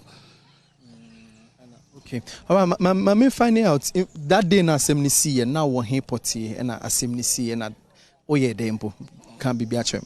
Me pacho na ye kwefum ti ye ba no ana plane ebesen anche be 2 minutes time na BBC was ro nti me ka kire me nuan say the ese no aeroplane na akohwe ono ka kire me say nya no ana me so be 2 minutes time ye be hu de be koso nti me frɛ no nti midu abonti mo na nkofo ginjira na me se sa de a me enko top o enko ya na ebi muso adi kan wo nti e ko no na class no asi ayamba mu coin na ejadem nti mutimi yi body ni bia na me pacho me coin de na nkofo ho a omo ho bebre ba se na ete no aloko a amna bia no nti untumi nko na eja no so nti untumi nko wokọ a won so kura obehwere wo nkwa nti wo se nete na yetutu edugu so because wo be pon so ensuo ni ho bibia ni ho nti na edin me akasa me ko ya na incident na si no na me nukure no pampa ni no me bia na ekoso ho nti me ba kura me akwa me be yale na nye ize kula na wo hwe nipa wunua pa na wakọ sa ho am masa na nye ize enye endo ase ye ko soro oh me akura de me kaya na misu because obi papa onya me papa kura ase be obi papa na o man ni hu do nti okọ ba bisa na bibisa akoto no de masa very sad. It's quite a solemn moment for most of them. In fact, he's just telling me that yesterday when he went there, he reflected on the moments and when the incident happened, and even reflecting on those thoughts, it was quite a solemn one. But me finding out from Wansubium, asemi esi you know, a saying and a maufili uma metia say emoya when we say painful efim, but then it's me about incident ne see no. Saying I am a timima ofili. Media no Ukraine, dear, SC no dear, na a yameya, because wo de e wo homa nipa da se ni bia but se ne be ya nipa no obewu de e ya na no ma bi o ma na edin pa se wunua bi ko ba bi na eja saa de ekwakwahye ne de me fat mom de na edin pa wi ase obi abekọ na so ekwa obefa so obekọ ne de enye saa movement we de enye okay me hu se wunua no so e kan bibi ma me so mi enunu nkomo se na na so etie ma o papa ekọ no plane no ekọ na afi omunyina wo inside ama ye kra ere hoi afi asojefo na omoban nyina sa so omumu na omunyina fo slo ti ba wo ka kire se ntinu ni ewoi sometimes papa de na si awie nti wusi ni bofa wo so kra na wunya ba bia wo begina nti ho no so no e ya mena so nti wunya ba bia wo du na besi nti e boy hu modinga krankra nti ko pe kokoo boto amla ye besesa omuno na ya pake wo munyina gu mu na ekekere na enyina ye swai me hoi me nkasa me ho na me di agro me ho pa ya skamambo fu ya pa timbacho kakra mesumetumi aka. Okay, sure. Me da say oni edin ko that mama finally mama sum enu ending komo. In fact now che say o hwe nkofo go a e fa ne mrante krom wom no na ye o yapa papa bi say o se me twemu ha na se me hu sa be board ya na me hu ye papa no na enuanom na titru youth na ewo mu no me nka se obi awu nya ya na emom youth na ewo mu nti se sam abagemu se no de Debi me hu pe na me yema hyeme we kire se etwa se nipa bia no wo ho a ututu anam si yie se na be ya ba bia betu obi a no betumi anya nkwaje eno hia pa nti eno titru na eno a me call bushi ho no me kodu ho no na se ei nipa wie ye ni o nti me ka kire me wo mom ko ho nyina se yese de okobenkum de okonifa sa na betumi atu obi a me dia me gina ha me nim se moto amete so sise ne betumi akumio nti se me tofom sisi ya meko benku ana meko nifa nti bible kan se mi se na se enne se urade frɛ wa obekoyin na se obisa wade na abaka enu ne ade hia pa yen pa that's it. In fact, that's also another gentleman who says that he's a Sikaman chairperson and he has been speaking with me, in fact, on all the issues that are currently happening here at Sikaman. Well, let's explore this further. Join me in the studio now is spokesperson for the Ministry of Lands, Shandoff, Pakwesi Shandoff. He joins the conversation now. A lot of questions. It's been 1 year since you launched the responsible mining program. And so the big question on our minds is what measurable and tangible impact has that program achieved 1 year on? All right, so firstly, good afternoon to your good self and to our audience who are connected across the globe. At the outset of this afternoon's conversation, it's important to indicate that today is truly a very solemn day, and the Minister for Lands and Natural Resources, the Honorable Imarola Makofibwa, accordingly conveys his condolences to all who were and have been affected as a result of this particular tragedy. Indeed, the entirety of government and the ministry is in that same mood of commiseration. And like government had earlier indicated, like the President even said this afternoon, the most befitting tributes that we can pay to the memories of the fallen heroes is to mount a very potent and competent and concrete fight against the menace of illegal mining. And that is why, as we speak, right now, we can report as a matter of progress that a year ago, when we incepted the program up to now, we have currently about 9,000 miners who have been onboarded to the program, with a total of about 700 cooperatives that have subsequently been registered. What is waiting now is the onward implementation, or if you like, operationalization of these cooperatives. The reason that has not steadily begun is because of a challenge and lessons that we had learned from the previous administration in respect of this same program. Don't forget that in the Espo administration, they had what was referred to as the CMS, the Community Mining Scheme, where it was purported that communities were going to be engaged collaboratively to mine in a manner that was supposed to be responsible. But upon thorough scrutiny and diagnosis, we realized that what was happening was not befitting of the name that had been given. Indeed, the official nomenclature was community mining, but in practicality, it appeared that it was individuals who had taken the licenses from the appropriate quarters in Accra, gone to the communities, and they were engaging without recourse to the involvement or the participation of the locals. And this time around, what we are intending to do is to ensure that if the cooperative is formed in a particular community, it should, as a matter of necessity, have the absolute buy-in of the locals, their indulgence, their active participation, and indeed the blessings of the local authorities there. And so that is why, even though we've been able to train and properly orient 9,000 miners and registered 700 cooperatives, we are still waiting to flesh it out, because we want to tie all the knots. How long will you wait to flesh this out? Where we have gotten to, within that 1 year, we've been using the time to do the training and the registration of the cooperatives. Registration for 1 year? 9,000 and then 700 cooperatives. It's because we want to do due diligence. We do not want a situation where you launch a program, then at the end of the day, there is protest or agitation from the locals. But thankfully, we've been able to address that. And so we are in August. I want to believe that by the end of the year, we'll see a number of them out of the 700 being fully operational. So that is the... of them is not an exact figure. How many? 700 cooperatives have by the end of December have been registered. Yeah, how many? Right, 9,000 miners have been trained. There is the possibility that from now till the end of the year, all could come into force.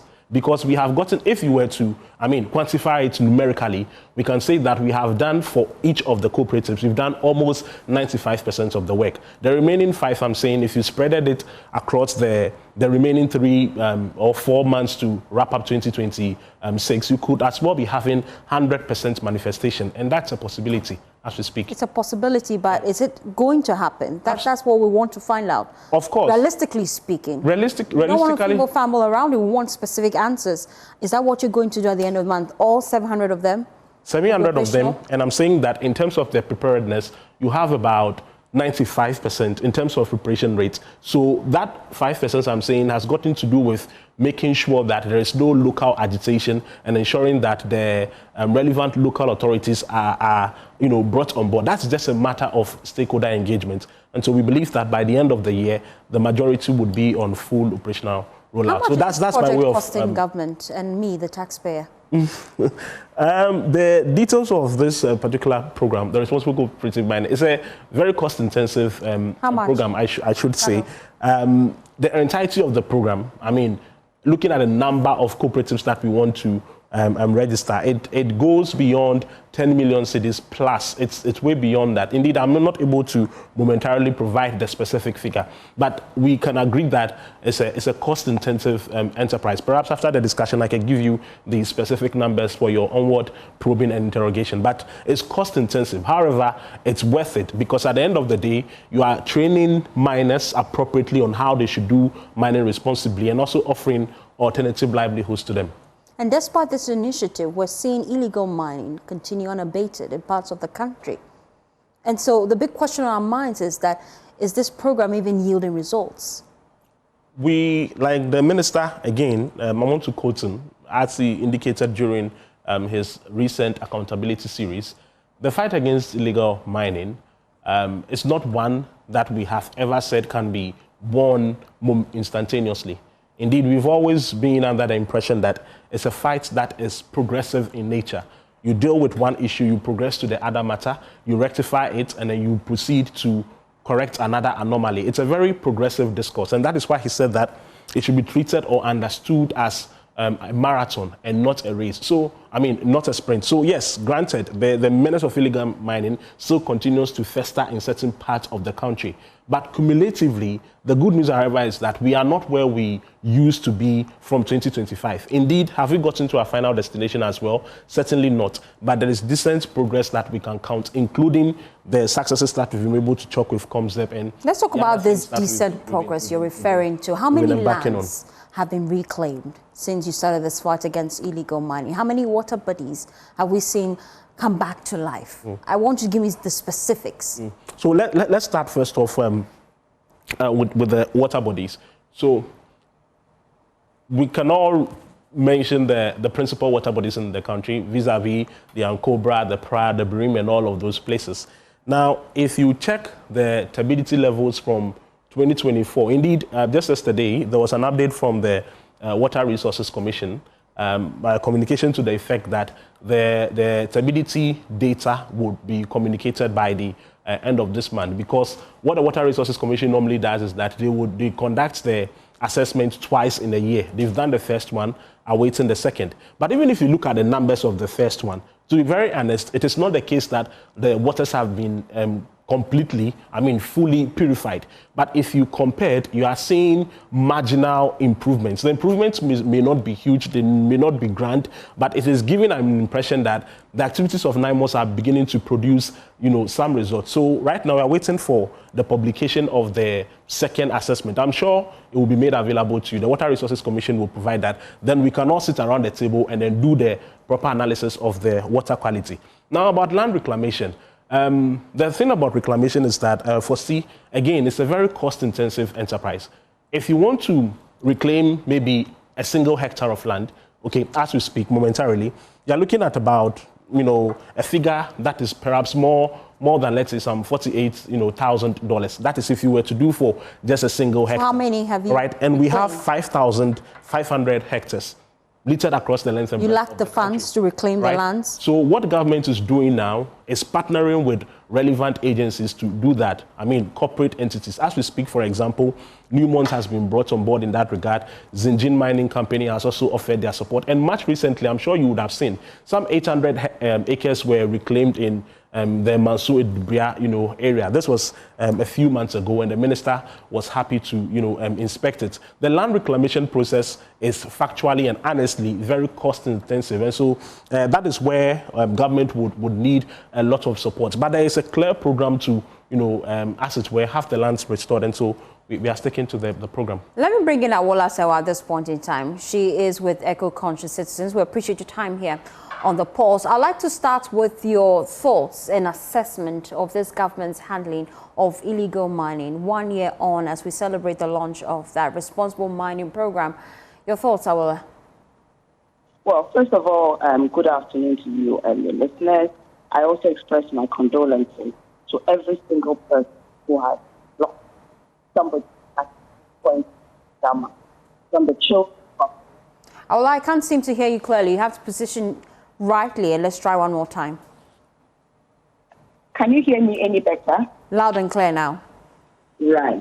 I'd say that, first of all, good afternoon to you and the listeners. I also express my condolences every single person who has lost their lives or who have lost loved ones at point illegal mining from the Well, I've lost you again. Let's try one more time. Hopefully it will be better this time. Awola Sewa is with Eco-Conscious Citizens. She's sharing her thoughts with us as we look at the gains the country have made 1 year on after the launch of that program that led to the death of 8 of our fallen heroes. We're trying to reconnect our lines to speak to Awola Sewa, but I still have with me Shandoff in the studio. And the concerns that have come up really in the fight against illegal mining. One key concern, my colleague Erastus Asaridonko, and I'm sure that my producer will be putting that on the screen, went on the ground and in one of the documentary filmed the fact that illegal mining is still ongoing right under the nose of security agencies that are supposed to stop it from happening. And that report will come up shortly. And I just wanted to find out, what exactly is NIMOS doing as we speak? Right. So that development was a particularly troubling one, especially when it became apparent that the illegality being perpetrated was happening within the vicinity of a police station, as the report had communicated. But the reality is that long before that report even became manifest and discussable in the media, NIMOS had gone into that area and they had embarked on a recce in that respect. A recce means that they had conducted an assessment of the extent of devastation in that area. before the report even came to our attention. So immediately the report, became evident. NIMOS immediately moved in, and 18 persons were subsequently arrested. Firstly, I'm happy to report that as we speak, all the 18 persons who were arrested have been remanded, and by the end of hopefully even next week, the court processes would have been done, and hopefully conviction and sentencing would have been secured in that particular respect. And so I'm sure that goes to say that... Now, isn't that a bigger problem? The fact that it took NIMOS officials to step in to deal with the problem when we had the police right there? Well, so the truth of the matter is that NIMOS also involves the police. So why wasn't the police acting before the public display? No, so more often than not, and this is a concern that has arisen multiple times, that how come sometimes there's the police in an area, yet the illegality festers? NIMOS is the only body mandated by government to fight the menace of illegal mining. And if you look at the composition of NIMOS, there is the BNI, the immigration, even the police, and all other relevant security agencies. So normally when there is a development of this nature, the police, in following the structure, would normally defer to NIMOS for NIMOS to... So did the police report this to NIMOS? Absolutely. I'm saying that... Are you saying your response in that vicinity was not as a result of our report, but an independent report by the police? Absolutely not. I had already said, and I think I had the same conversation with Mamiesi a couple of days ago. I had indicated that prior to the report, NIMOS had embarked on a recce to have a sense of the extent of devastation in that vicinity. So NIMOS was already at the verge of embarking on an operation before the report came. And indeed, that is why it was even very simple for NIMOS to be successful in the very first place, because they had been able to map out the areas, the flashpoints where the illegality was pertaining already. And that is really the success that we can. Stay with me, Shanov. I'm told I have clear connection now to Awola. So I'd like to pick your thoughts. It's been 1 year since we launched the program on responsible mining. Your assessment of the effect of that program and your thoughts about this government's fight against illegal mining. Awola.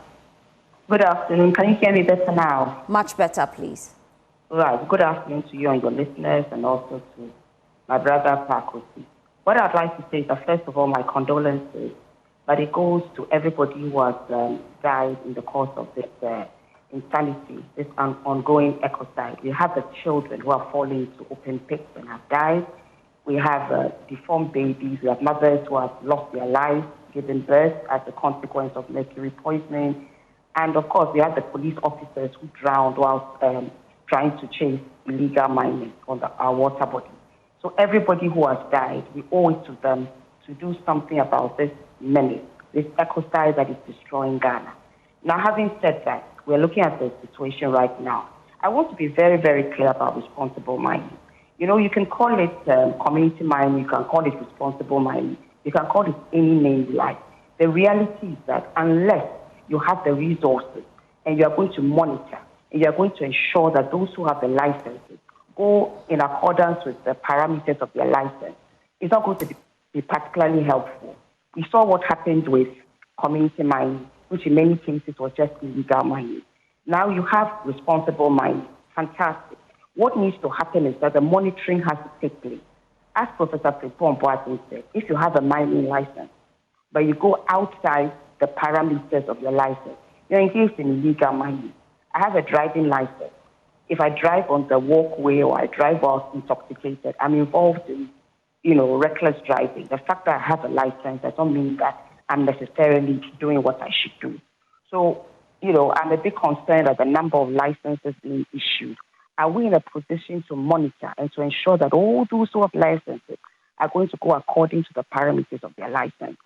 Now, let me use this opportunity to commend His Excellency the President for revoking EI 144. This is something civil society organizations and others, including the Forestry Commission, have campaigned on, for revoking EI 144 with the classified parts of Achimota Forest. That was a very brave thing to do, and we are grateful to him for protecting Achimota Forest. We're also commending the Attorney General for dismissing the trumped-up charges against the Tronso 5. Having said that, the situation is dire. Let's be honest, the situation is dire. As we speak, the Ancombra is still diverted. They are still transparent on our water bodies. A lot of the time, it seems the chief, the political authority, and the police command are just looking on whilst illegal mining is going on with impunity. And now there seems to be a sense of entitlement, which is quite worrying. And we are campaigning for Ghana Water Resource Company to publish the test results, not just the turbidity level, but also to do with the heavy metal, so that Ghanaians can actually begin to appreciate the seriousness of the situation we find ourselves in. When you go up and down the country and you look at what is going on, it's difficult to believe that anything is better. It's very, very difficult to believe. But let me take this opportunity to say this. As my brother Pakwisi is here, he has been to Jema, and he knows that there's no illegal mining in Jema.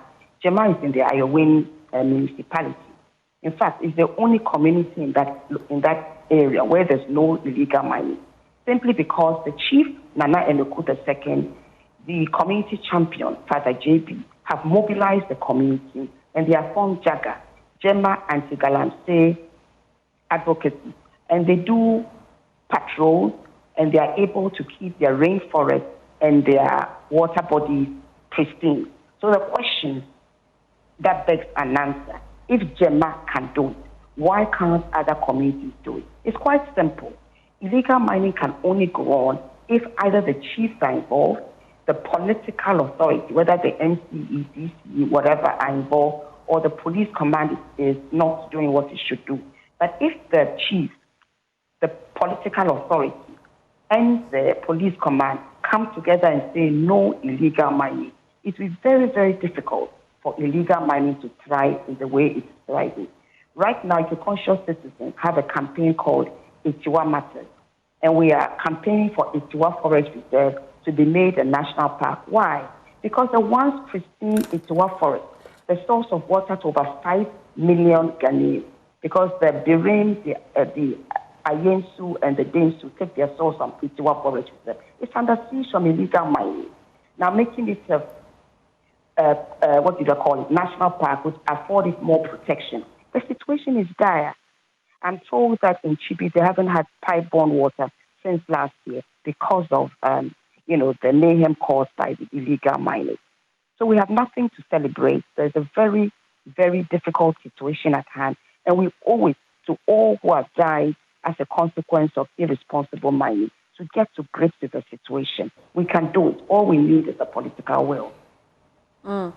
All we need is a political will. Thank you so much, Awola Sewa. And the question I'm asking Shandoff, do you have the political will to deal with illegal mining? At least we owe it to the lost souls to fight this head on. Absolutely. But before we even delve into that, maybe we can agree to have a mutual understanding of what political will properly is. I mean, for the benefit of our audience, especially in the matter of fighting illegal mining.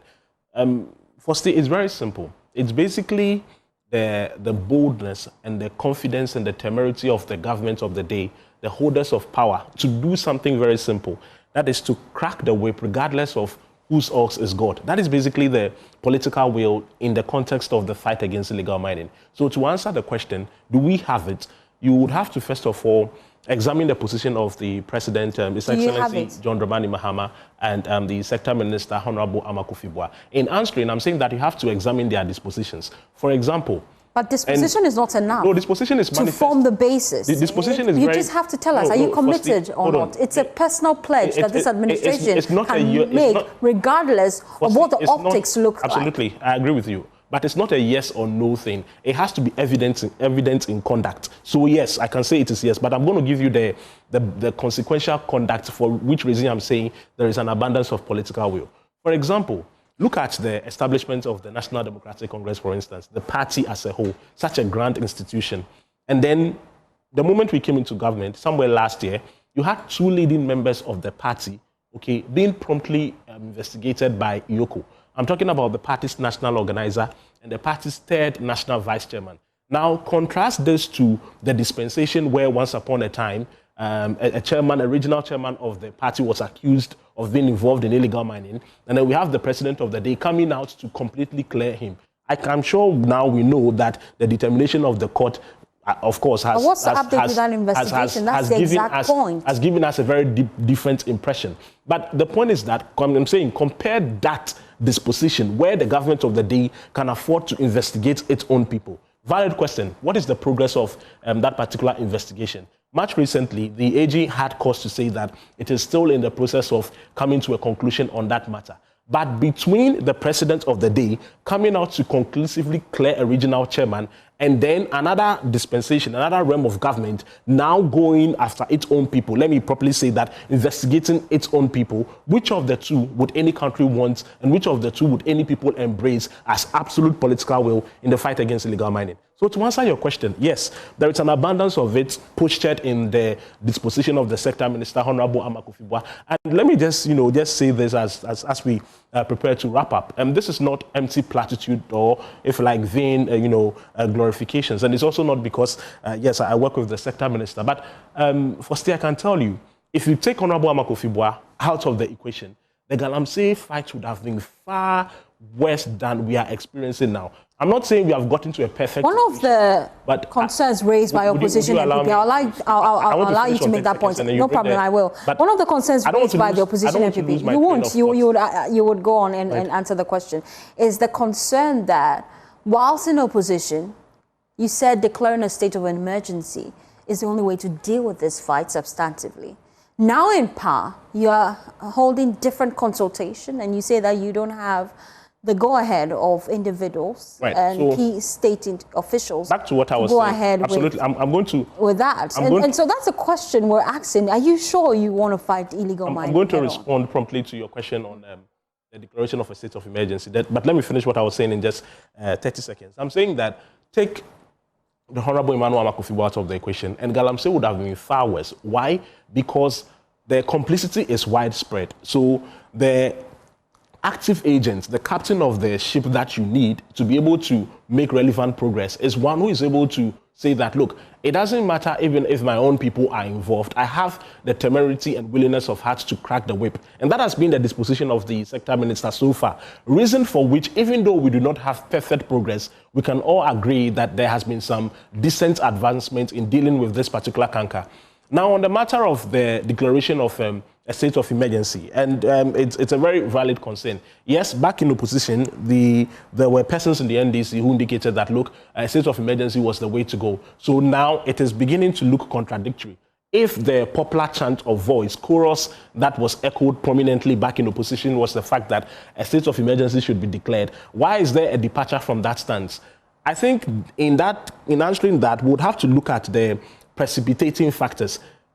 First of all, why was there the call for the declaration of a state of emergency? It was particularly simple. It was because back then, the principal issue was the 9 forest reserves that had been completely taken over by armed illegal miners. Totally. Those forests had completely been taken over by armed illegal miners. There is a new government that is installed, and just a matter of 5-6 months, through the instrumentality of 9 months under the leadership of the sector minister, all of the 9 were promptly, repossessed away from those armed illegal miners. So it makes the declaration substantially and materially moot because the issue that prompted and warranted it had effectively been removed.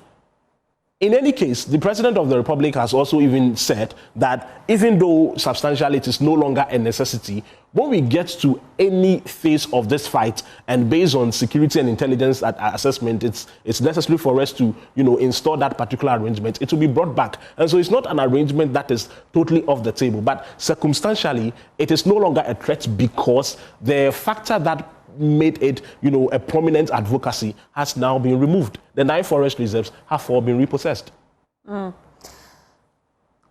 Interesting. Shandoff, Pakwesi Shandoff, he's with the Lands Ministry. We appreciate your time here on the Pulse. And we told you we'll bring you that report from Erastus Asaredonko. He has responded to some of the key things in that report. But for those of you who do not know the specific area we're talking about, watch this. We'll be right back. In the once fertile lands of Mpoho Fiase district, the story is no longer about farming. It is about destruction. On the grounds, it is a floodgate, a free-for-all, unhinged, unregulated, irresponsible mining. 4 towns, Mpoho, Edum Trabum, Edum Banso, and Ayim, are mostly affected.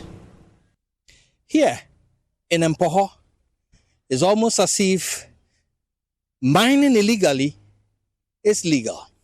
I mean, Galamsey is unhinged, open, glaring, bold, done anywhere, anytime. Just behind me, you could see how far they've gone into eating under electric poles and even close to the bridge that links this place and Adum Traboom. The impunity is so bold that Galamseyers operate without fear of arrest. They claim to be paying weekly dues to law enforcement personnel and custodians of the land. How many are aware? Some of you are aware. Say, Sadman, I coso. It's your mocaso. Mama say, oh, dependent. Ejuma obey you and who's going no debate ya, sir, a canon. Into one air Begiscan. Oh, yeah, wherever got the 4 bar places 4 bar. I won't be your more dear. I am fell for so bad your more dear. And nothing or record. Yeah. Now, one casa feel is a senior moya electricity pole, baby, a more dear bedu, a bridge, baby, a more wow, move feel is okay. Oh, no more ton hand on my. But no more, a minimum decay, I use mother that. And I yes, we are about to us, but young men are friend, no more by you more animal. Eh. Omo baha no prosifo ne ho no sene amtuam omo ba ebi akura ne bo deba police ni ba obotuma charge o sell for 5,000 bra one ne be kan obi na okesi 2,000 wetu ama no sa na obi soldiers for boy more them of pride police ni ba or than the pride whoever guarded than the pride yeah. Ya hemfo no so bajibi. Wa hemfo dia na akoye se eda wo bebrek no na wo kotua.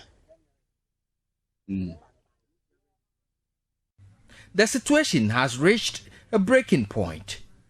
At Ayem, illegal mining is ongoing boldly in front of a police station with armed policemen looking on.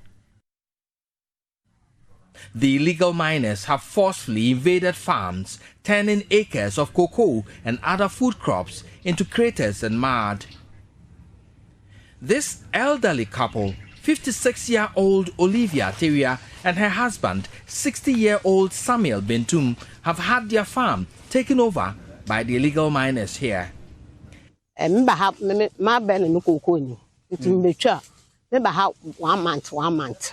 Into 1 month na me baby chano me bowa galamsensio no abe fam koko no na me pay me a midna he na se ma yesa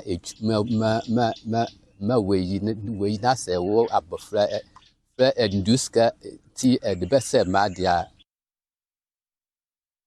At Adum Traboom, the chiefs are incensed by the Galamsey activities which have taken over large tracts of their land, stifling development. Wetlands that fed the river Butri have been dug up and polluted. The chief of Adum Traboom, Nana Nyako III, and the sub-chiefs want President Mahama to step in to stop the illegal mining craze in the Mpohofiase district. Say obeba be patrol wo ha na wa pam senkrofo na fi ho nti anam so mama kobo regional police commander amanye bi na ifu nyina ma abo amanye say o metu won fi asase ne so ma yenya akwan yenchechiri yikuru Galamsey no asa yikure baako sisi ara Sofia kwafom baye 3 months kra asa uto pure water na wodi akọ. And that's the report filed by my colleague Erastus Asare Donko. And we gave you the update here first that all 18 persons arrested in that case has been remanded. Shanov, your final words as we wrap up. Yes, as we wrap up, firstly, like I indicated earlier, It is the case that so far, the government has rolled out a decent raft of interventions to deal decisively with the menace. The outcomes have not been perfect, but we are certainly, like I said, not where we used to be. Indeed, we've not gotten to our final destination, but we can measure some progress as we continue. And if there is any one ingredient, like I intimated earlier again, that we would all need in the fight against illegal mining, is simply the political will. That posture and that attitude to say that the whip will be cracked regardless of whose ox is God. Indeed, that is basically the disposition of the sector minister, the Honorable Emmanuel Amakofibwa, and the President of the Republic, His Excellency John Dramani Mahama, is in that same frame. And so we welcome the feedback. In fact, today I should say that I've seen a barrage of criticisms on social media, and we've seen all the, the constructive feedback. Some of them have been very harsh and vile, but all of that is very welcome because the menace we have has gotten to do with the pollution of the environment. But the assurance that we can still give to the Ghanaian people in the midst of the inconveniences is that the fight against illegal mining will be won, our forests will become green, and our water bodies will become blue once again under the leadership of Honorable Amakofibwa. We appreciate your time here on the pulse. You're still watching the pulse. When we come back, we'll talk about Ghana's fight against HIV/AIDS, the Commission's key modus operandi, what they're doing to deal with the canker, and some of the challenges they're facing. Please stay with us. You're still watching the pulse. After this quick turn, we have more.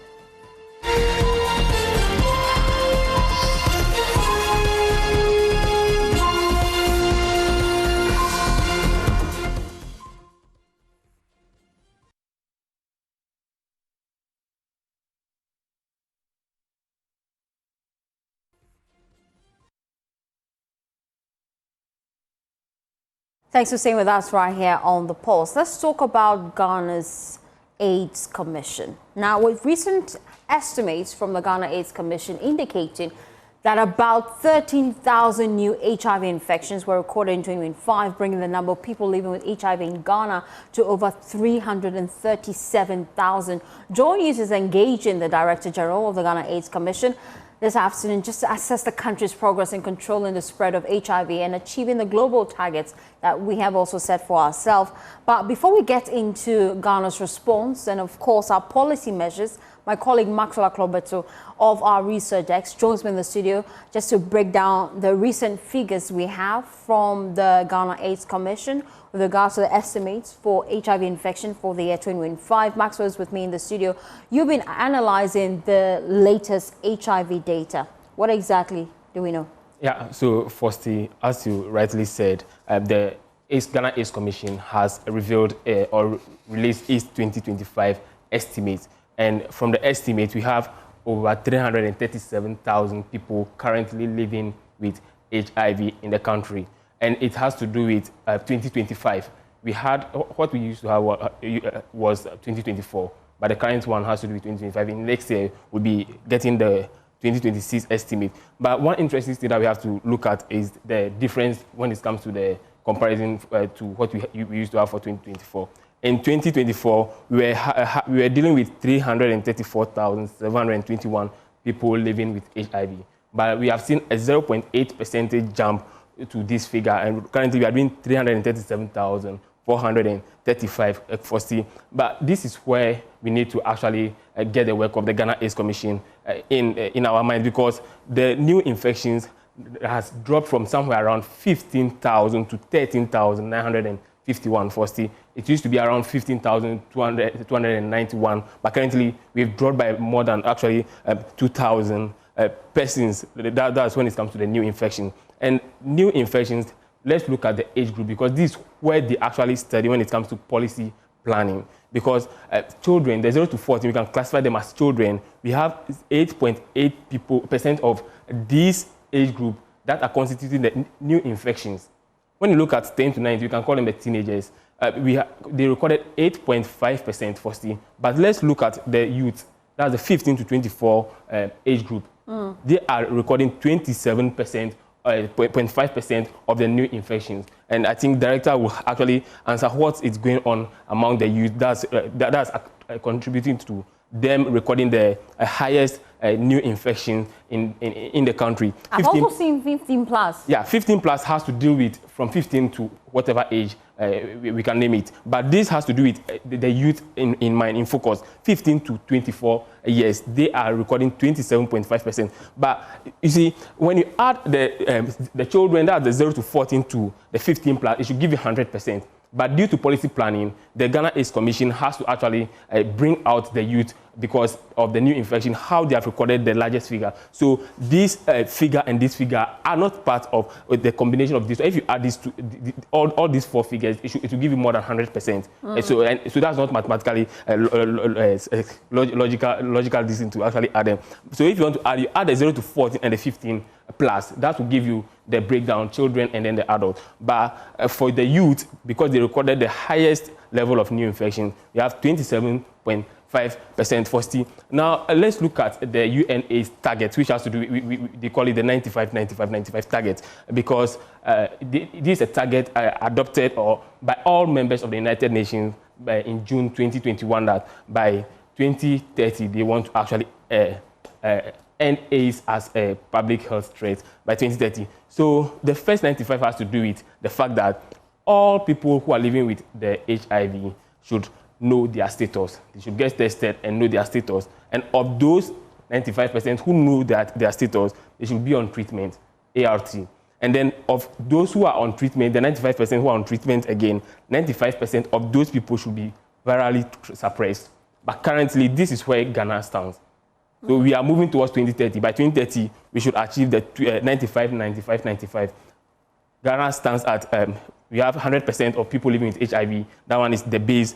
But for those who know their status, 70% of the people who are living with HIV currently know their status as per the data by from the Ghana AIDS Commission.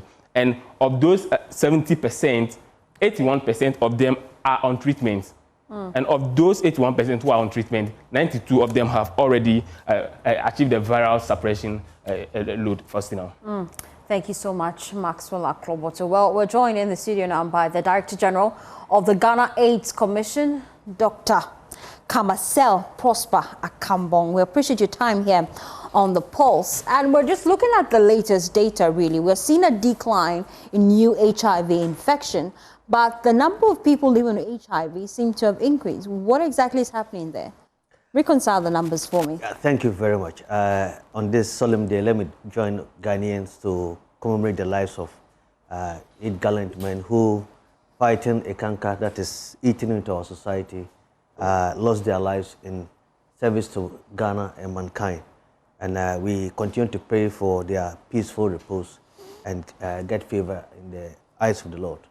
Yes, as you rightly said, the new infections are declining, 13,951, from a previous new infection rate for 2024 at 15,290. We've been able to decrease new infections by 2,000, but of course, the general population of people living with HIV has increased. It's all to do with population dynamics. The population of a certain group of people comprises the new people who come to join the group, plus those who have left. So here, in our case, new infections minus HIV deaths, plus people have migrated in and out of the country. But the migration is a very small factor of those who contribute to population. So we take the difference between those who have the new infections and then the HIV deaths, and then you get a population. But looking at the current figures, are we on track to achieving the UNAIDS 95-95-95 targets? What major hurdles are you facing? We are quite a distance from where we have to be able to achieve the targets. You have to be frank about that.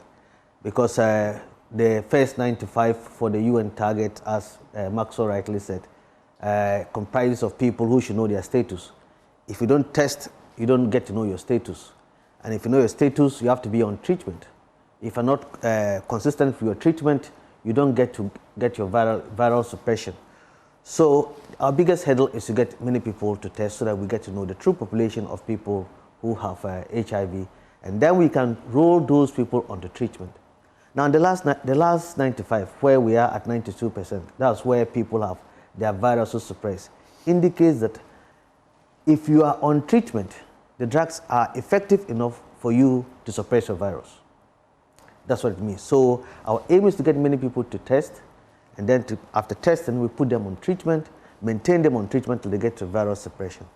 Why are we talking about virus suppression? It is important because when you get to a stage where the virus is not detectable in your system, your blood, you are not able to transmit the virus. And once you get to that stage, then a greater proportion of people living with HIV get to that stage, then we are unlikely to increase on new infections because most of those who have the disease have viral suppression. That is where our targets are. Looking at the new data that we just went through with Maxwell, over 13,000 new infections. Yeah. But we saw with the age bracket 15 to 24, you're recording more infection around that population. What exactly is driving the surge in infection in that population? And what targeted, tailored intervention have you put in place to ensure you tackle it? Thank you. You see that we broke the data up into various age groups. And it's because if you take that age group, 15-24, this is where we say a country has a population in that area has a demographic advantage. These are our future workforce. These are our future leaders.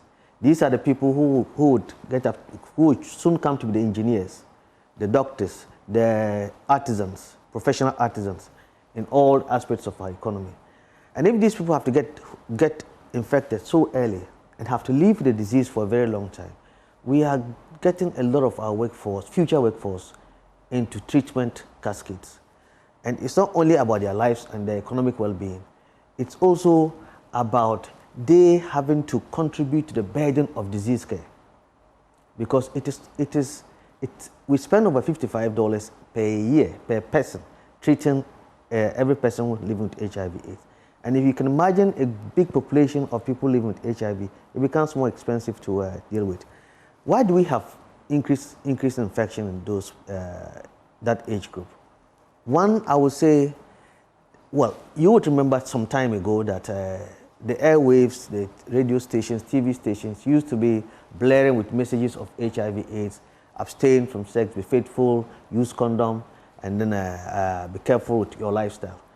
These messages have gone off the airwaves. And the generation that is coming right now haven't had the privilege to hear these messages. And therefore, they are not well informed enough.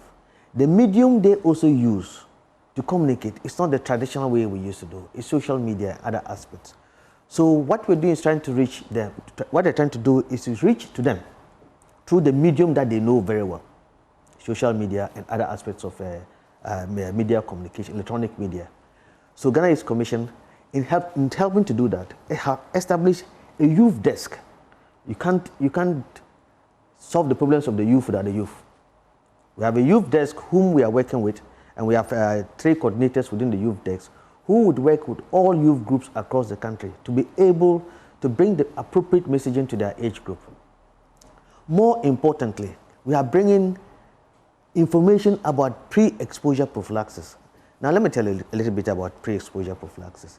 This is a mechanism through which if your lifestyle, you live a risky lifestyle, that puts you at risk of getting HIV.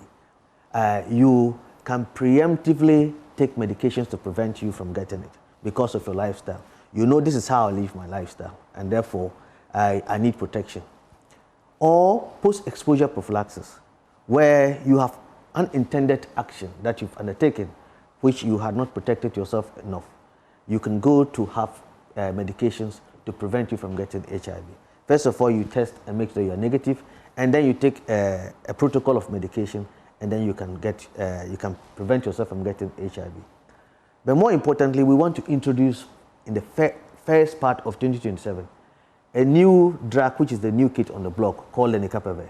This is an injection that you can take, and then you take a booster in 6 months' time, and then you are almost 100% protected from having HIV/AIDS. Almost 100% because the statistics gathered from all data with respect to that medication have shown 99.6%, 99.8% data, and that is statistically very. And that's a vaccine, right? Well, I want to say vaccine is a medication that was in treatment. Vaccines work by stimulating your immune system to be able to respond. But this already has a mechanism of preventing the virus from entering the cells in your body. Oh, so these are pills you can buy? It's the injectable is, one is an injectable, okay. Others are pills. The pills are what we use for the pre-exposure prophylaxis. Like what I said, that if your lifestyle is risky and you have to go and take medication to preempt that you may get the infection, then you can take those medications. Or you have gotten involved in unpredicted situation and you feel that you could be at risk of getting an infection, then you go for the post-exposure prophylaxis. They are pills. And is this medication I can get over the counter? We currently, because they are under program, okay, you have to get it to the programmatic protocols. And what are the protocols? So the protocols, you have to go to a antiretroviral treatment center, make a complaint that you've had a risky event, then they take the details of your information, and then you take the test to make sure that you are not positive, and then you are given the medications to take over time. Free and of charge? Come back for test. Is it free of charge or you have to pay free, for it? It's free of charge. That's why okay. it's programmatic. It's free of charge. Oh, okay. And then the program is free of charge. And even the lenacapavir that we want to introduce from first quarter of 2027, it's also going to be free under the program, where you can take the injection and then you are given almost a year-long protection. These are some of the things we want to roll out, and that people who look at their lifestyles to be risky can also be candidates for that. More importantly, that age group, as you rightly asked the question, when they go to the pharmacy shop to buy a condom, I mean, people tend to look at them with stigma. They look at them and then they say, you go and come to buy a condom, and then they shy away. So we're trying to make condom services readily available and conveniently. We're trying to set up condom vending machines at strategic places, nightclubs, sports stadia, lorry stations, urinals of place of gather, even workplace, so that people can conveniently go to take a pack of condom discreetly, conveniently, and use it. Discreetly, I'm not too sure, because if you put it in a nightclub, I can go there and take it. Everybody's looking at me. Well, it is usually not in the view of everybody. Okay. It's usually at a place. If you know, if we roll out the condom vending machines earlier on by the Ghana Youth Commission, and we had places where you could just conveniently go on your own and have the condoms discharged for you to use. Okay. But the problem of those machines were that you would have to put a 50 peso coin, and then you get a pack of 3, and then people would just go with maybe a lot of coins and empty the whole machine, and then prevent other people from getting the condoms. Others, when the machines are full of coins and they need money, then they destroy the machine to get the money, and therefore we eventually roll out. We pull back those machines so that we can get newer ones to install. Seeing that that's a major challenge you may likely face with the rollout of these vending machines, what safeguards are you putting in place? So we would not just go to, let's say, the lorry stations and put them there. We have to engage some stakeholders like the GPRTU, station masters, or those who are the administrators of the various stations. So they are partners for that. How about delegating a rep from the Ghana AIDS Commission to stand by the vending machine? Well, that's 24 hours, 7 a day to do that. That's a lot of commitment, and we don't have many staff. But these machines will also be going through planned preventive maintenance protocols, and they will be managed by people who are within the program. But of course, a day-to-day management will be done by the administrators of the area in which they are planted in. For example, if it's put in a nightclub, then the nightclub management are part of the stakeholders in that. And I'm just reading questions coming through on social media. Someone wants you to clarify the medication you made mention of. I'm trying to paraphrase his questioning because quite lengthy. But he wants to know, is it a vaccine? He wants you to clarify, is it a vaccine, like a shot you have to take? No, it's not a vaccine. Because it's giving us a shot, people think it's a vaccine. Okay. It was already in treatment for HIV-1 patients who have become resistant to almost all our caboodle of medications we have. But through other levels of experiment, we have found that it is efficient in even preventing infection for both HIV-1 and HIV-2.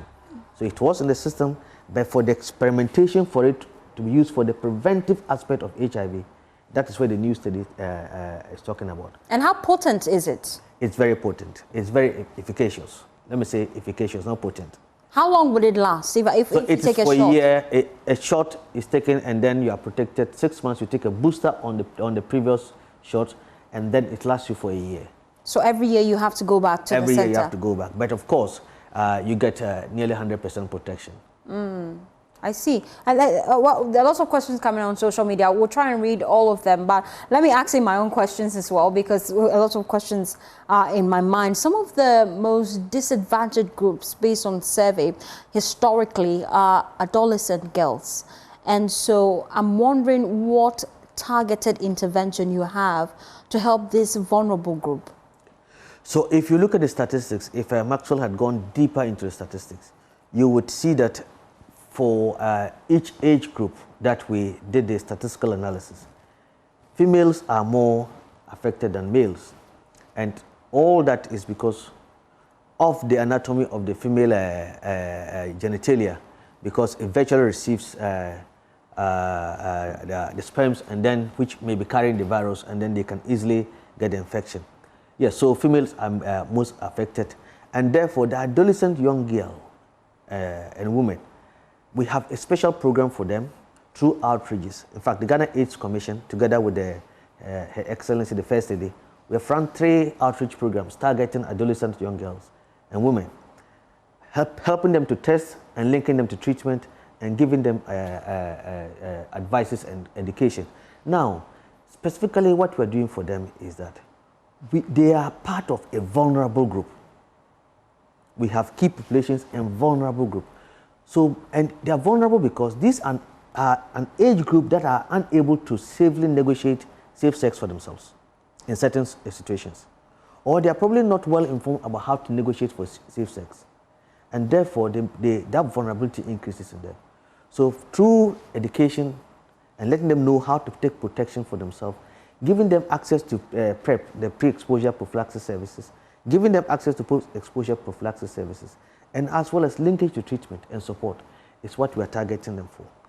In this particular case, we are also looking at them to be able to approach services on their own, readily available for them to go for the services, ART treatment centers or centers that they can go for prophylaxis, and that is how we are targeting them in our preventive preventive strategy. Let's talk about access to antiretroviral drugs. Yes. And some people living with HIV have lamented they lack access to some of this medication. Others who even have access to it are failing to stay on treatment. These are concerns that I'm sure has been brought to your attention. How are you dealing with it? You're right about that. The access to antiretroviral drugs, first of all, let me emphasize that the drugs are free. At every antiretroviral therapy center, we always have drugs. One, people, when they start taking the drugs, you'll be surprised. Somebody who was so ill suddenly becomes so well, probably looking better than you and I. And Ghanaians are not used to taking medications for long. Along the line, many people just feel, now I feel so well. Why do I need to take medications? That's how we lose most of them. Secondly, others would consult other forms of treatment like fetish priests, herbalists, and all kinds of people, pastors. And they say, I've prayed for you and your sickness is gone. Throw away your medicines. Or they go to herbalists, you don't have to mix our medicines with orthodox medicines. Stay on our medication. Some herbalists claim there's actually a cure for HIV. Well, I would emphatically say within the medical knowledge that we know, there's no cure for HIV. Not any herbalist who can prove that. And the determination of cure by medical definition is known. It's not by personal conviction. There's a medical and clinical definitions of cure. And I don't think any herbalist or any form of orthodox medication has reached that level of cure yet. Yes, I'll say that on authority. Yes. So this is how we lose these patients to care. And then some too just feel that a few side effects of the medications may just let them feel that they don't need to continue. That is how we lose most of the patients to treatment. There are concerns about stigma. How are you dealing with that? Well, stigma is one of our biggest problems. In fact, the big problem with HIV is stigma itself. why would people frown on somebody who is HIV positive? If I tell you I am hypertensive, nobody will frown at me or give me any stigma attitude. Or if I'm diabetic, people accept it. If I have high cholesterol, people accept it. Or even if I have pneumonia, people say, well, it's just an infection. But the moment I say I have HIV, then people begin to look at you with a different perspective. Because we've criminalized the act of sex in our culture. And that criminalization has also led to the criminalization of any outcome of sex, which include HIV or even other sexually transmitted disease. So that makes people not to want to make their status known. Because the moment their status is known, you are seen to be in a certain category of criminalization. And that makes them have some, first of all, an internalized stigma to themselves. So they get withdrawn. You admit that awareness has dwindled over the past few years. Absolutely. But you have a target. You have a target to ensure that in the year 2030 at least, AIDS is not a public health threat. So how do you plan to achieve that? So for the target, as I indicated earlier on, we need to test as many people as possible, because you can only treat to a target of the 2030, which includes that we get the 95%, 95, meaning that unless we test a lot of people in the population and put them on treatment, how do we intend to get the people tested? We are now trying to introduce free personal testing, self-testing, in the comfort of your own house. Hitherto, you would have to go to a center, then they will take your sample, test, and then you get to know your results at the center. And then sometimes people can't take the results, and then therefore they shy away from the testing. Now we have more convenient testing kits. One you can just take and wrap around your gums, and then you put in a solution, and then the results are read within 5 to 20 minutes. There it is discreet in your room. You are conveniently looking at the test results yourself, and then you can accept it or deny it for a while, but eventually you accept it. But that is not the end of it. It's part of the screening process. If you are positive, you have to go through a 3-tier level of testing to be positive. So we want to vamp up a lot of testing and get to know that most of our testing is done with women as part of our data gathering process, national sentinel process. Every pregnant woman has to go through HIV testing so that you prevent infection to the child. So you see a lot of women testing. Male testing is very low in Ghana here. And of course, you know, they always say a man up. Men only go to hospital when you are sick, and therefore their health-seeking behavior is not like women. Women, when something is worrying them, they go to hospital as quickly as possible to see what is worrying them. And therefore, women generally have a better health-seeking behavior than men. And so therefore, they get tested more, and that's why we're getting the statistics that way. But we want to vamp up the testing in the general population, including men, women, and every person who is eligible to test. By then, we can then get to the first 95, and then we cascade down the treatment line. As we wrap up the conversation, are you confident that we can win the fight against new infections, especially? I'm confident that we can get to epidemic control. Epidemic control is where HIV is no more a public health infection, public health threat, and that infections are so minimal to the extent that it doesn't become an epidemic disease in the country. I'm confident that by 2030, we'll get to 95. And we're looking forward to that. We'll hold you to it. We'll bring you back to the studio at that time and also have this conversation if God gives us life, grace, and the opportunity to still be here. Thank you so much, Dr. Kabasel. I like his name, Prosper Kambong, for joining us here on the JoyNews channel. Well, let's do some other stories now. A stalled Community Day Senior High School and an abandoned road project are taking a growing toll on communities in the Agave zone of the Southern District, forcing some students to travel long distances, including by river, to access secondary education. Residents say they are now demanding urgent government intervention. There's more in the following report by Kwame Yanka.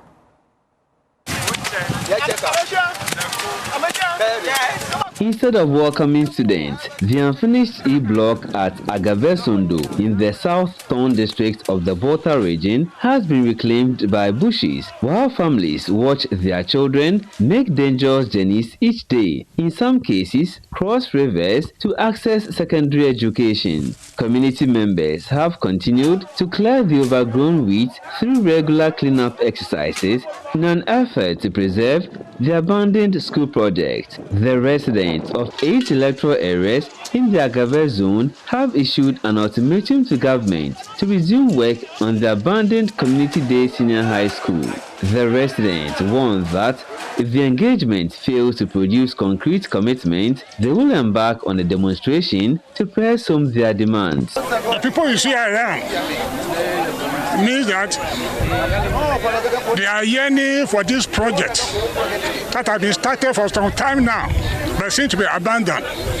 So as you see them as they stand here to clear the area, it's an indication in a Crown Court to the government that they wanted this project to be completed for them as a way of development of the area. At least next academic year, we should see something happening and put into use.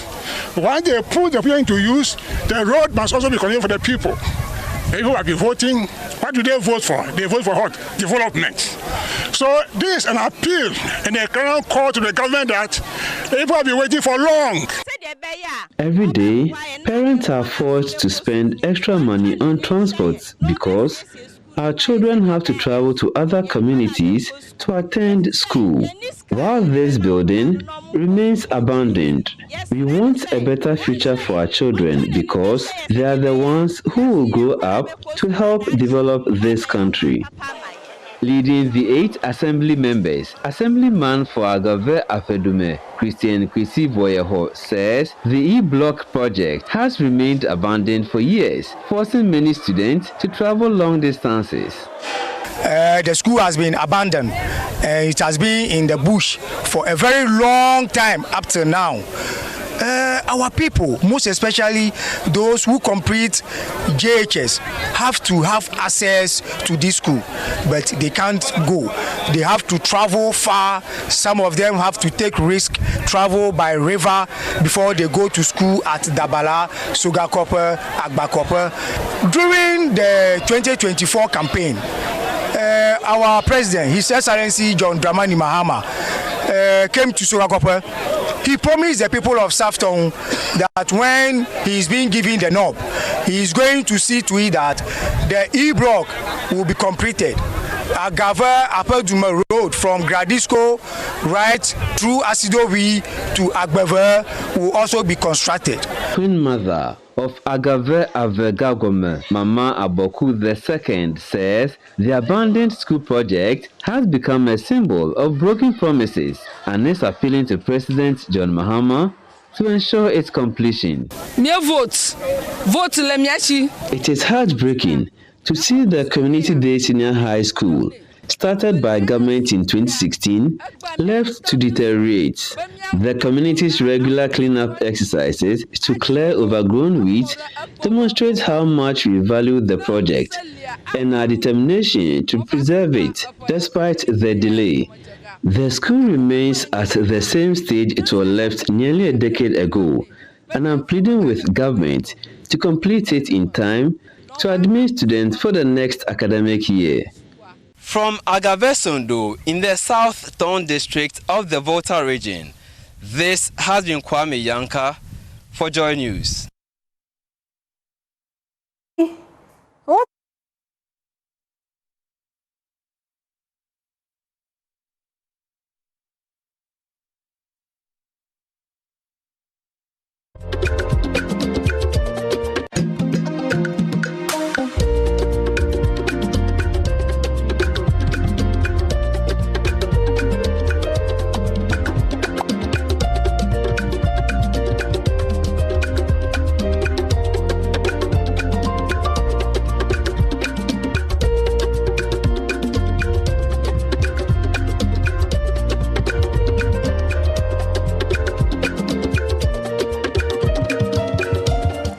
let's take you now to the OT region where St. Mary's Seminary Senior High School Lolobi completed the OT region's qualification list for 2026 National Science and Maths Quiz competition after clinching the final ticket ahead of OT SHS and Inquanta SHS.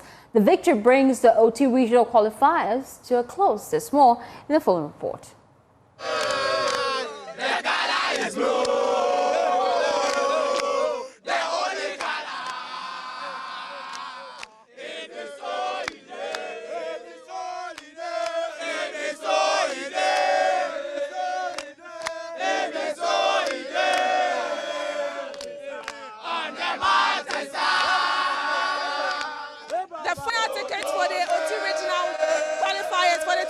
National Science and Maths Quiz has been taken by St. Mary's Boys Senior High School.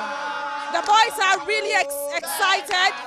This was something that they say they expected. Was it something you expected? It wasn't so bad. By the grace of God, we were able to maneuver ourselves. We are so grateful. We thank God. The Lord has seen us through, and we are supercalifragilisticexpialidocious for what has happened. You are what? We are supercalifragilisticexpialidocious for what has happened. We give God thanks to God, and all my boys are flabbergasted intoxicated to thank God for the great and immense contribution He has helped us to climb up to this apex. We are so grateful. In the first place, listen, let me find out from you. How do you feel? Excited, so happy because our school won the first round, second round, third round, fourth round with this channel. In fact, we are the Blues. In fact, we are the Blues. Nobody can take us. The blue is the color. On the mountain top, the blue is the color. The blue. Everybody said the Blues. Wait, now you've qualified to the national stage. Are you not afraid of the big schools you are going to?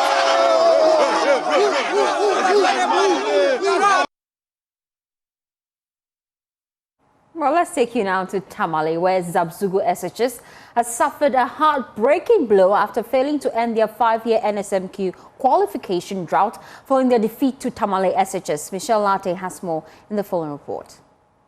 How are you feeling now, knowing very well you've been very consistent with being able to qualify to the national stage and even going beyond that? Well, I feel excited, but I wasn't really surprised because our record speaks for itself. This is something to just warm us up for the actual event, yeah, so it's just a normal feeling for now. Yeah, we don't want to be too excited, yes. Okay, as you head to the national stage, you were on stage. Tell me what we should expect from you and what you make of today's contest. Oh, I expect nothing but the best. And what do you make of today's contest? Was it easy for you? Oh, we have been doing it. Okay, so this is very normal for you. What are the other contestants who are on stage? Tell me how you're feeling now. I'm happy. You're happy? It was obvious that we are winning and we did, so we're happy. Okay, so you led throughout the whole contest and you knew you were going to win. As you head to the national stage, which schools are you looking forward to coming head-to-head with on the national stage? Any school should be prepared, so we are also prepared. We are coming with fire. Okay, you are coming with fire. I can't hear the fire from you. Are you coming with fire? Are you coming with fire? You are coming with more heat. So what schools are you looking forward to contesting with? Like, what particular schools? Pardon? Fancy Pim. Yes. We are, this time we are going to bully them. Okay. When we meet them, we'll bully them. Yes. So some of you and your school was brought back to, you lost your seat last year to Aquinas, right? You lost your seat to Aquinas. What message do you have for Aquinas as you head to the national stage? For that was unfortunate. You know, sometimes as a lion, a predator, you have to settle down, relax, steady your prey, and know how you attack. And we are coming with the heat, you understand? Yeah, so